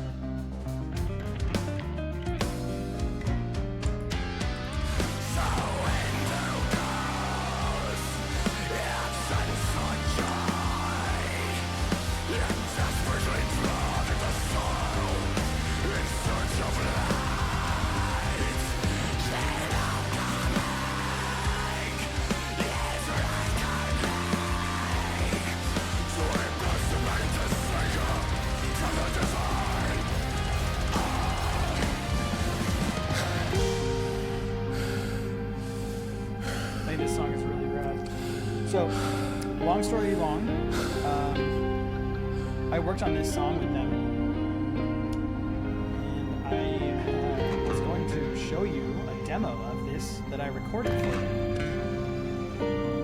But I can't log into the SoundCloud account that has the link, so I have to go this really long roundabout way.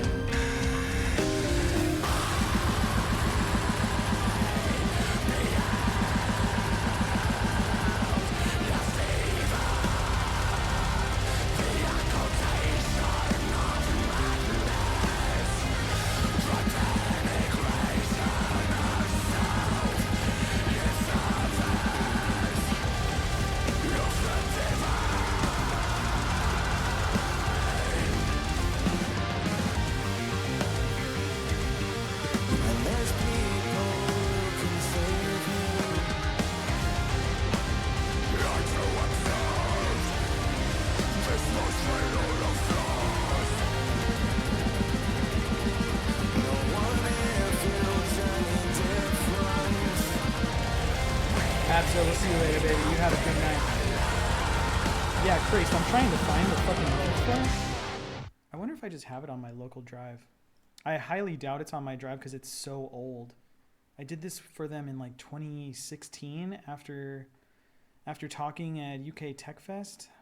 I'm trying to think of where I would have it. Shit. Damn, I don't even know. I have the tabs still. Oh, I wonder if I can just look up my message with Jack, because I sent him the link on there. So, but I mean, he's dead now. So I guess his count would still exist, right? Yeah, for some reason, when I'm looking up the 3 or 4 people who I've sent this link to, including Jack, I can't find their accounts. Like maybe their families removed them or, you know, made requests or whatever. Yeah, because I remember it was Majero. There he is. Yeah.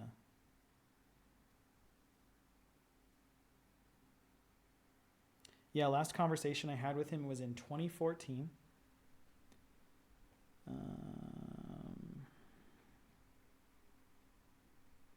Yeah, this really sucks that I can't find his the link that I sent him, and I was like, "Hey man, here's the song. What do you think?" And he was like, "Yeah, it sounds really great. Thanks for recording it," basically is what he said. I'll see if I can find it. If I do, I'll post it in the Discord because I don't want to keep digging right now while we're hanging out. But yeah, it was really sad to hear about his death. But I don't mean to be insensitive, but I hadn't talked to him in so long that I was more like, wait, this guy? Wait, like this guy? This guy? Wait, are you sure it's this guy? I remember asking my friend. He's like, dude, what aren't you understanding? And I was like, I don't know. I'm kind of baffled right now that that's the dude, because I remember like talking to him for like a 3-month period of time, recording a song for him and Slice the Cake, handing it off to him and being like, thanks man, this is really cool, we'll get back to you. Never getting back to me, them doing the live at home thing in 2020, and then he passed away this year. And I was just like, wow, life moves so fast, dude, holy shit. It was just, I don't know, that's... Of all of the access points that I have with that person in my life, I did not expect those to be them, right? Yeah, dude, they were one of the most profound international member bands in the metal community. I remember reaching out to them and asking them if they wanted to sign to Subliminal Groove Records, and I don't think that they ever did. Yeah, they never did. Like, they were on, like, the promo circuit with the record label, but we never signed them. Yeah, it was just, it was a different time, I guess. I don't know, man. It's kind of nutty. But I'm going to find that. I'm going to find that thing, because basically what needs to happen is I need to go into SoundCloud. My SoundCloud is linked to a Gmail account that needs a 2-factor verification. Remember I told you guys this at the very beginning of the stream? Moving to Germany has this ripple effect where I can't 2-factor into any of my old accounts. So I'm basically just stuck in like tech support hell, asking different people like, hey, can you help me get into my account again, please? That would be super cool. And then them being like, yeah, maybe, I don't know, and that kind of is the end of it. Oh, dude, it's such a nightmare. Whatever. Okay, I think we were going to try out this demo that we just downloaded, Outcast in the beginning. So let's see if they legit changed how I look at music. Everything I was writing before I found them was like rip-off Dream Theater. Yo, that's incredible. You have your own label? Yep, I do. It's called Subliminal Groove Records. I don't use it anymore. It's like basically defunct, but I'll show you what it looks like.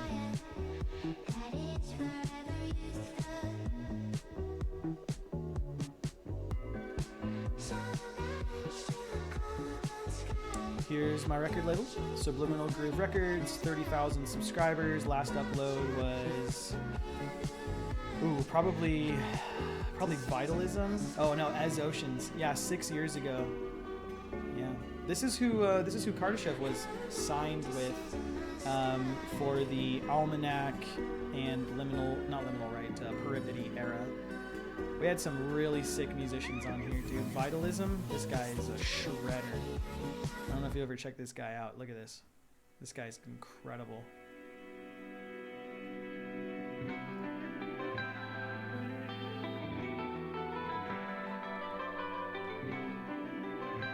Oh, hey, thanks for letting me know. Yeah, sorry about that. Yeah, what I was saying was Vitalism is incredible. And yeah, now I'm with Metal Blade, so I don't care to run the record label at this point. It's fallen out of fashion too, so. But check this guy out, he's insane.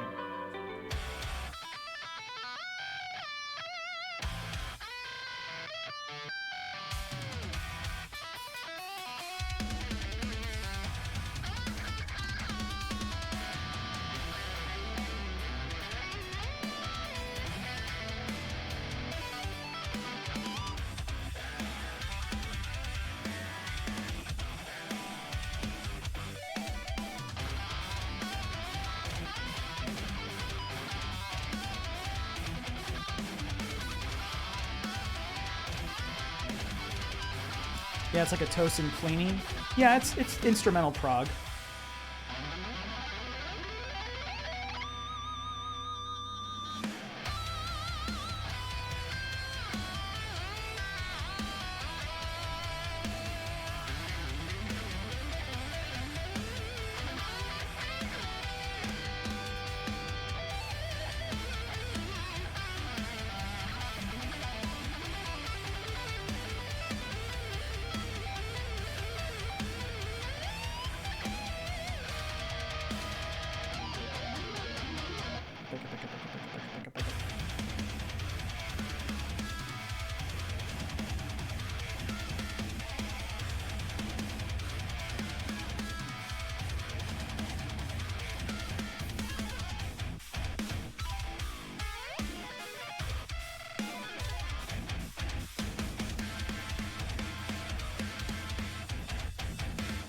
Yeah, he's really fucking good, dude. He's like the Brazilian Jason Richardson. little more soul.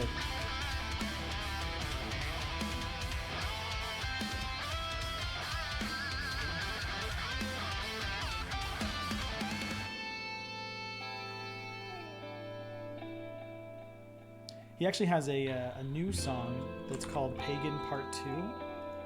And it's probably one of my favorite songs to come out. I think it was like 2019. 6 years ago, 2018, yeah. Dude, check this out. This song is awesome. Like, actually awesome. And it's filmed so well.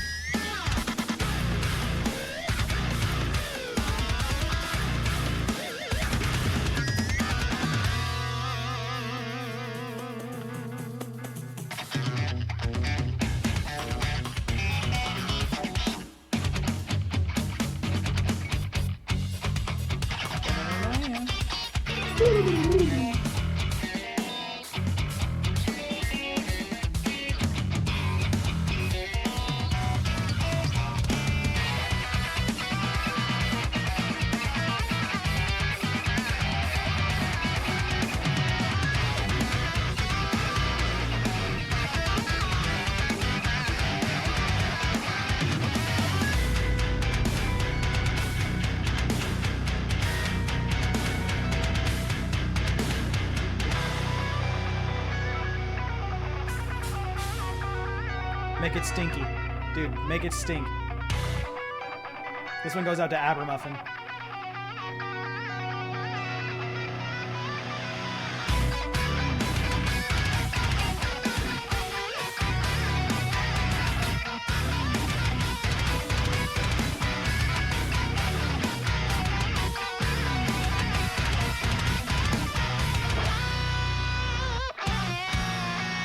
It's so good.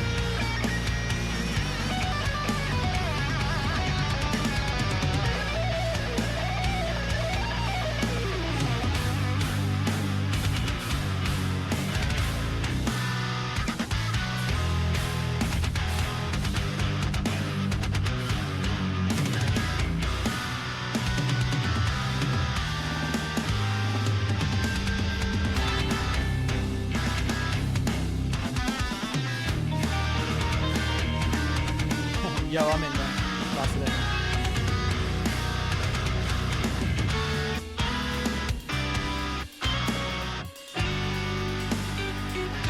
Stink.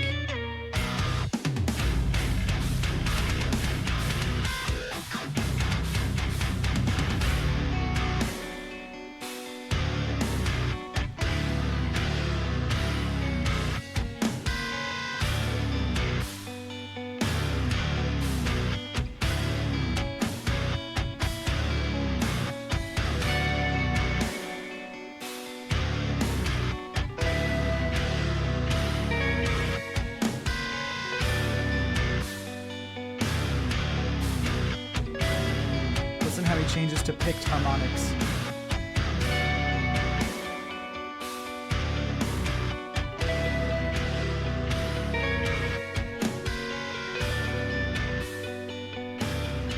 Yo, Strip, what up, babe? Welcome to the stream, babe.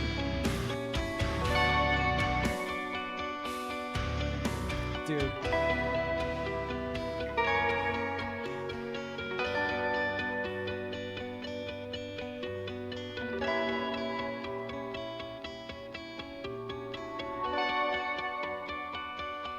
How sick is that? The compositions are just so like genty prog, like instragenti prog. Yeah, I actually got to meet Ed when I went to NAMM in 2016, I think it was. Yeah, I met him when we were there, and that's when we were working together, so it was super cool. Just got to kind of meet him, take a selfie, and be like, cool, man, see you later. It was really quick, but needless to say, it was really fun. Yeah, so that's Vitalism. That's the record label, Subliminal Groove. Let me see. I don't remember any, like... There were some bands that had popularity in there. There was Nemertines. Who else was kind of big? There was this one band. I can't remember their name. Lorelei. They were pretty cool. Zehanort is cool if you like crazy black metal that's like really avant-garde. Delusions of Grandeur was pretty popular for a while there. They had some cool shit going on. They had like a vocalist that was like really popular. Oh, Infant Annihilator. Yeah. Dan of Infant Annihilator. This song smacked. Strip, we're going through the bands that were on my record label. It is now defunct. It doesn't exist as a label anymore. Now it's basically just a shell corporation for Kardashev.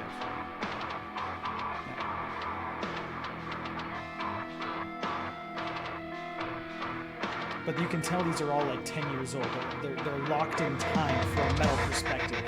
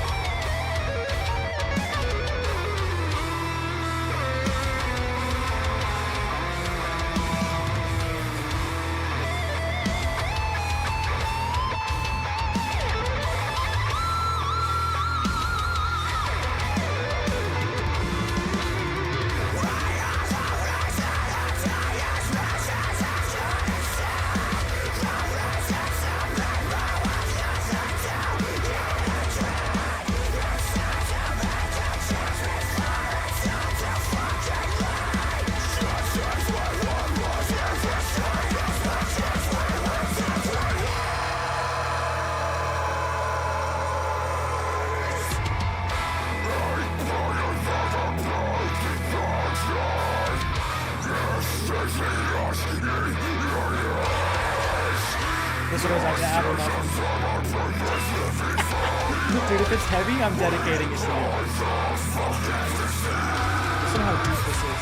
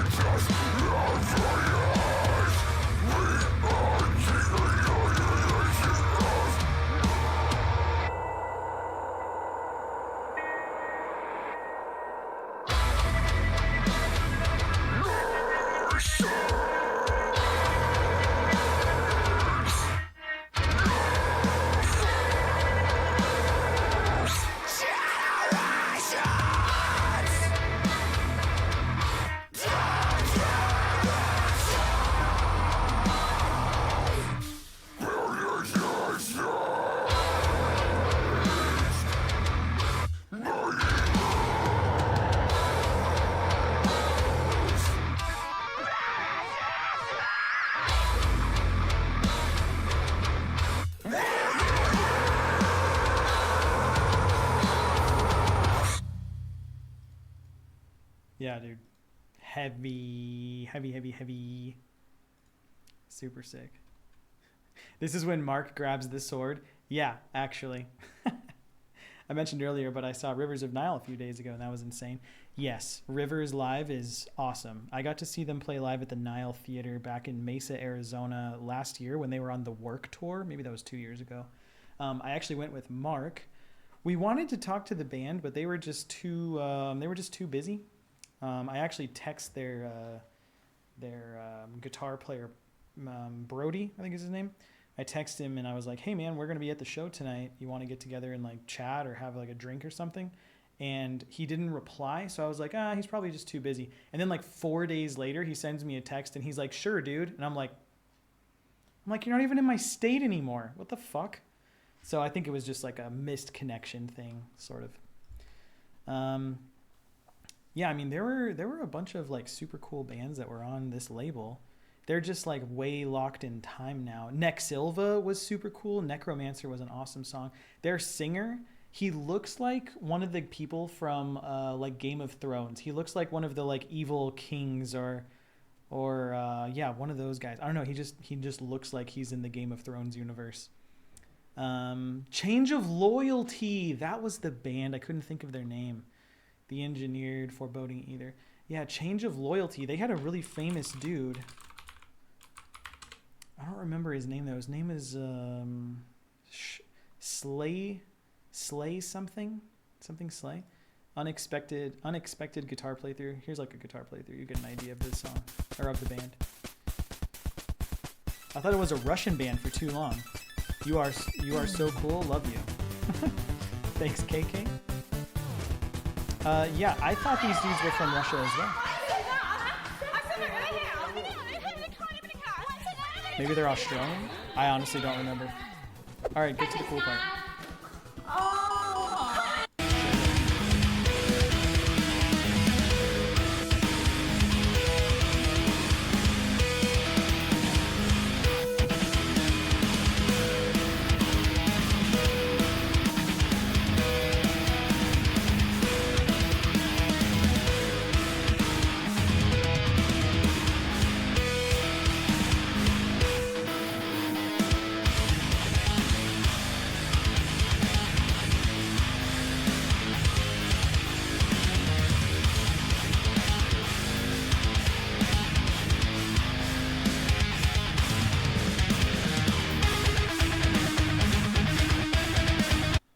So you can you get the idea. It's basically the same kind of thing. The sound of the label was very like prog metal oriented, but also it had like a sound. You know how like when you hear, well, maybe you don't know, but for me and Mark and a bunch of our friends when we were growing up, when we heard somebody say, oh, there's a new Sumerian band from Sumerian Records, we knew exactly what they were going to sound like before we had even heard them. And that just kind of was true. I feel like there was kind of the same thing with this record label. Like when you heard there was a new band, you're like, oh, it's probably like this. And you kind of had an idea. I think that was honed pretty naturally. Yeah. So anyways, yeah, that was the record label that I technically still own, but I don't use it, so it doesn't matter. Also, like, for some reason the internet's kind of slow. I don't know why. Anyways, we were going to try this game. We're going to see if we can play this game and stream it and see if it even works. So let's give it a go. Give it away now. And we're going to try the ultra-wide gaming thing. Oh, I'm in close-up mode. Let me turn that off. All right, let's try it. Let's see if it works. Basically, this is a quick test. Now that I'm using a new computer in a new country with new internet, this is a quick test to see how well the computer can handle gaming and streaming, both in CPU and GPU power, and also in what's the word? Internet bandwidth, like bandwidth capabilities. Let's go here. Actually, let's.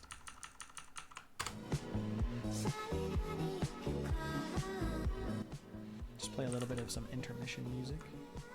All right, let's get the window capture set up. There we go. All right, cam is laggy. Yeah, it's booting up a game. There's going to be some graphics adjustments. Thanks for letting me know. I really appreciate it. Feedback like that is important to me because I want to obviously make the best stream possible for you guys and for me, because if it's a good stream, I put it on YouTube as a VOD. You know, that's the objective, is to get a lot of people to know, like, hey, we're still a band, we still do stuff, but we're also people, we play games, we hang out with the community. So let's go here. Okay, and now I can see chat while I game. My only regret is that we didn't get to hang out in person before you became German, but I hope to see you in Europe and grab a drink sometime. I understand, Aber. I really do understand. There were very few people from the community I've been able to meet in person, and I think that's, you know what's weird is I wonder if there's an inevitability to that. I wonder if that's just the trajectory of life, is that we will, through the interactions that we continue to have, many of which will be over a medium like the internet, the chances of us meeting the people who we will meet eventually in person continue to depreciate, continue to decline, right? The probability of me meeting someone that I follow on the internet just continues to go down and down and down, because the world doesn't work that way, but the internet works that way. However, I have met 2 people in person, well, 1.5 people in person since moving to Germany that I only followed on the internet before I moved here.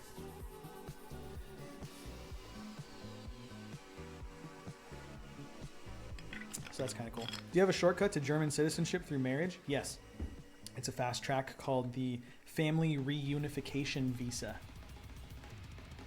That is definitely it. It doesn't feel fast, but supposedly it is fast. I can't imagine what the slow track feels like. Okay, here we go. Does it look good? I can't see the stream. I would love to audit my stream. Is this my stream? No, it's not my stream. Go to my channel.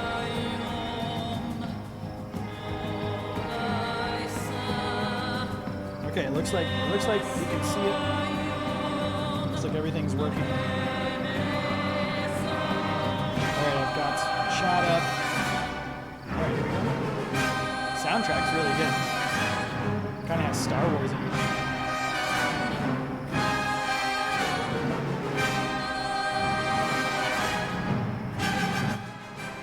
Got it. Yeah, I'll go ahead and control it this way. Let me know if it's too quiet. I'm just controlling it in OBS. All right. We would love to have your help in improving the game by contributing usage data. Yeah, that's fine.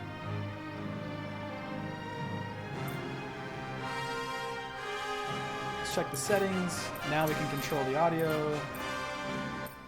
Your music sounds great. I want you guys to know that. But it is too loud for what we're doing. Okay, now it's too quiet, so I'm going to put this back. And it should be better balanced now. Alright, cool. Exploration, combat, or story. Explore Adelpha in this open-world demo. Roam freely over almost the entire map using your jetpack, glide, and sprint abilities. Complete side activities and enemies to... Or there's... Okay, let's try exploration. I don't know. Story, easy, normal, hard. So normally I like trying things on hard first, and then if it's awful, I turn that shit down. You could add a compressor to your voice in OBS, I think. Yes, I have a compressor and a limiter on my voice in OBS. The thing is, the room is very tall, so you're going to get a lot of room verb. What I need to do is I need to set it up with some of my AI audio programs so that they can control the amount of reverb and stuff like that. Welcome to Adelpha. You can find the controller and keyboard layouts in the Settings tab by pressing P to access the menu. You can glide in the air using F, glide downwards to gain momentum and stay airborne. Okay, so it's kind of like Just Cause. You can also jet sprint on the ground using F. Oh, big lag spike. We're getting like 50, 60 frames, 49 frames. Okay, it's looking kind of cool. Woof. Frames are a little rough. I mean, we're getting what is this, countdown timer? I get 20 minutes in the demo? Is that how it works? Woohoo! That should be a theme park ride. Oh! That's what I'm talking about. Alright. Controls are a little wacky. They're on me. Oh, I can't control.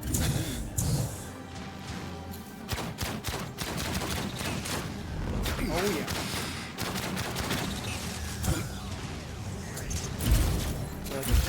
Oh, I have a shield? Oh, that's kind of hard as nails, dude. I always start on easy because I just want to see the world as much as possible, a few distractions as I can. Yeah, I'm the opposite. I really just, I enjoy the challenge of a new game, and then I can always scale it down. Or at least I think I can. Whew. Dude, we're getting some serious lag spikes. Hold on. Oh, we gotta press P to go to the menu. Okay, it's the same menu. Let's check out the graphics here. What are we doing? Borderless... Max FPS, we want that to be 100. We'll do 90, that's fine. Motion blur off, yeah. Quality, we're gonna knock it down to high. Keep them, yes. All right, let's see. Oh, much better, I can already tell. Oh, okay, so the gun has a cooldown. Hit me, daddy. Do I have a melee? I don't know what Q does. A lot of little shinies on the ground. That's kind of cool. Combat sounds are definitely louder than you. Okay, thank you for the feedback. Appreciate that. We're just going to go into the master audio, and we're just going to kick it way down here to like 15. Hopefully that's good. There's a lot of Star Wars music energy going on here. Interact. Okay, I got nano cells. What do they do? I have no idea. The traversal is really cool. Oh, what's this? E to pick up. E to pick up. An Illui plant. What is this? Smash Helidium rocks with a melee attack to obtain it. Okay, what's melee? Okay, so F is to do this. E maybe? No. E changes my gun. Oh, I have a second gun. Oh, it's like a shotgun thing. Okay. What about Q? I think Q is how I take the Greater Aura Buddha. So I don't think we're going to do that. Hit me, daddy. Make it a Schlag mich, Papa. Schlag mich, Papa. Is it right click? Is it 1, 2, 3? I guess we're going to have to go look at what melee buttons are. Controls. Nope, don't want that one. Keyboard. Map, menu, fire, aim. Melee power. Melee. V. Oh, duh. Should have tried V. Oh, dang, dude. Gotcha. I got Captain Planet over here, dude. Alright, let's check it out. Gotta make your own sounds. I've been teaching my wife how to make all these crazy sounds with my mouth. I'm like, yeah, we can do like spacey sort of race cars.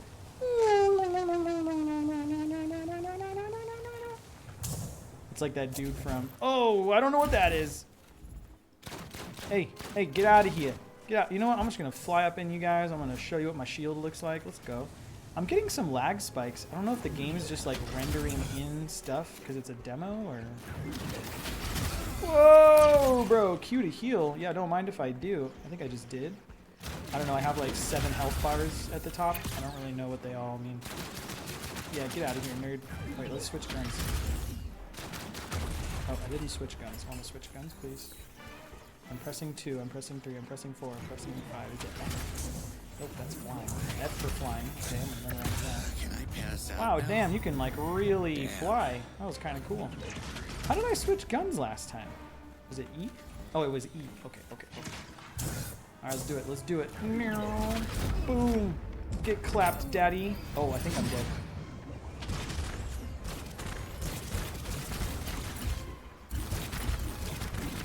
So if you just hold down control, you'll just shoot and then hold your shield. Shoot and then hold your shield. I think my shield is out. I don't know. Alright, that guy's done. Get out of here, nerds. You don't own this green chest. I do. Elemental sniper. Yeah, speaking of Schlag mich, Papa, Mark Twain, in his book, The Awful German Language, talks about how if you just use the word Schlag, also, and there's one other word, I can't remember it. He's like, you basically know the whole German language. He's like, they use like 3 words when they can't think of the proper word, so if you just depend on these in a moment of unsuredness, then you'll probably be fine. I remember thinking like, okay, that's kind of a fun concept. Again, from the 1800s, not likely to stand up to it today. All right, so I have this wall. If I spacebar, I can kind of like, sort of... Ugh, what the? I've smelled nicer things. V to melee. Yeah, I'm getting like huge frame drops with all this stuff on screen. Maybe it's my computer, maybe it's a demo. I don't really know. I want to do melee! Not feeling Cute good. heal. Sure, say less. Okay, so I can't damage this thing.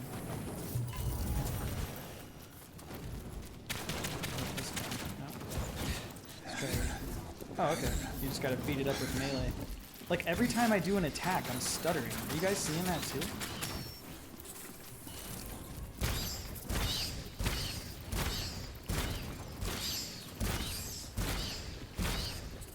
Destroy the burrows. Okay, we're gonna do this one now. Boom, get out of here, slut. Clear the Gork.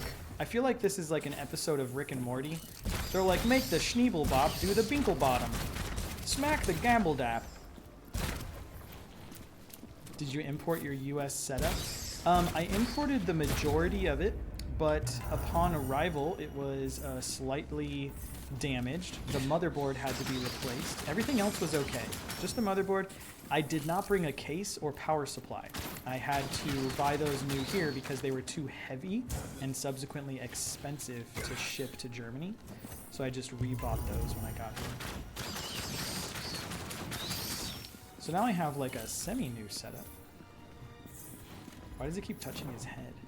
Oh, he's putting stuff in his backpack. I'm not sure what this is, but it looks useful. I'm not sure what this is, but it looks useful. Malia power. Clearing the Gork eruption granted you the Malia power. Press G when the gauge is full to freeze all enemies around you for a moment, and it can't even play this video. Yeah, I'm thinking this is more of like a game thing, because like my camera looks really smooth on stream. So I'm thinking it's just an optimization setting. So far, it's totally mid. Totally mid, and I don't mean to be rude. I mean, it's colorful, and the music is really like Indiana Jonesy somehow. I don't like this like diving. What is with the diving? Like I wanna fly. Oh wait, I think I'm holding W, and if it's got inverted controls, that's gonna be going down. Okay, let's do this. Okay, I'm not gonna hold W. Okay, I'm just an idiot. I was holding W because that's just what my brain wants to do when I'm in a game. The Gork eruption sounds like a euphemism. Welcome to Gork. Population, Gork. It's like, all right, dude, calm down with the Gork. Ah, shit, here they come. Aw shit, here they come. Who's they? That must be the Essence Shrine Liaz told me about. We found the Essence Shrine. How do I stop flying? I want to stop. Thank you.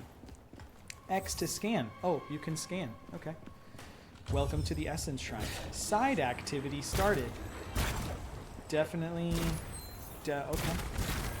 Apparently we're just fighting these guys now. It's using melee. What's up, bitches? I don't like dogs. I'm a cat person. Alright. Do they just continuously run away? I don't know. Dude. This doesn't feel artificially intelligent, if you catch my drift. Hold E to restart. What am I... I have 30 seconds left. Retard. I'm gonna clap these Hundies. Ich bin der Hundjäger. Hallo, ich heiße Hundjäger. Wie geht's? I wanna take out the blue one, but it's not letting me. I wonder if I have to use my Jesus meter.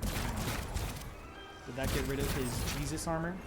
Hold E to restart. I don't want to restart. I have 8 seconds left. I'm amazing at this. Do I have to... What do I have to do? What do you need from me? Do I have to melee you? Okay, I have to melee this one. Activity failed.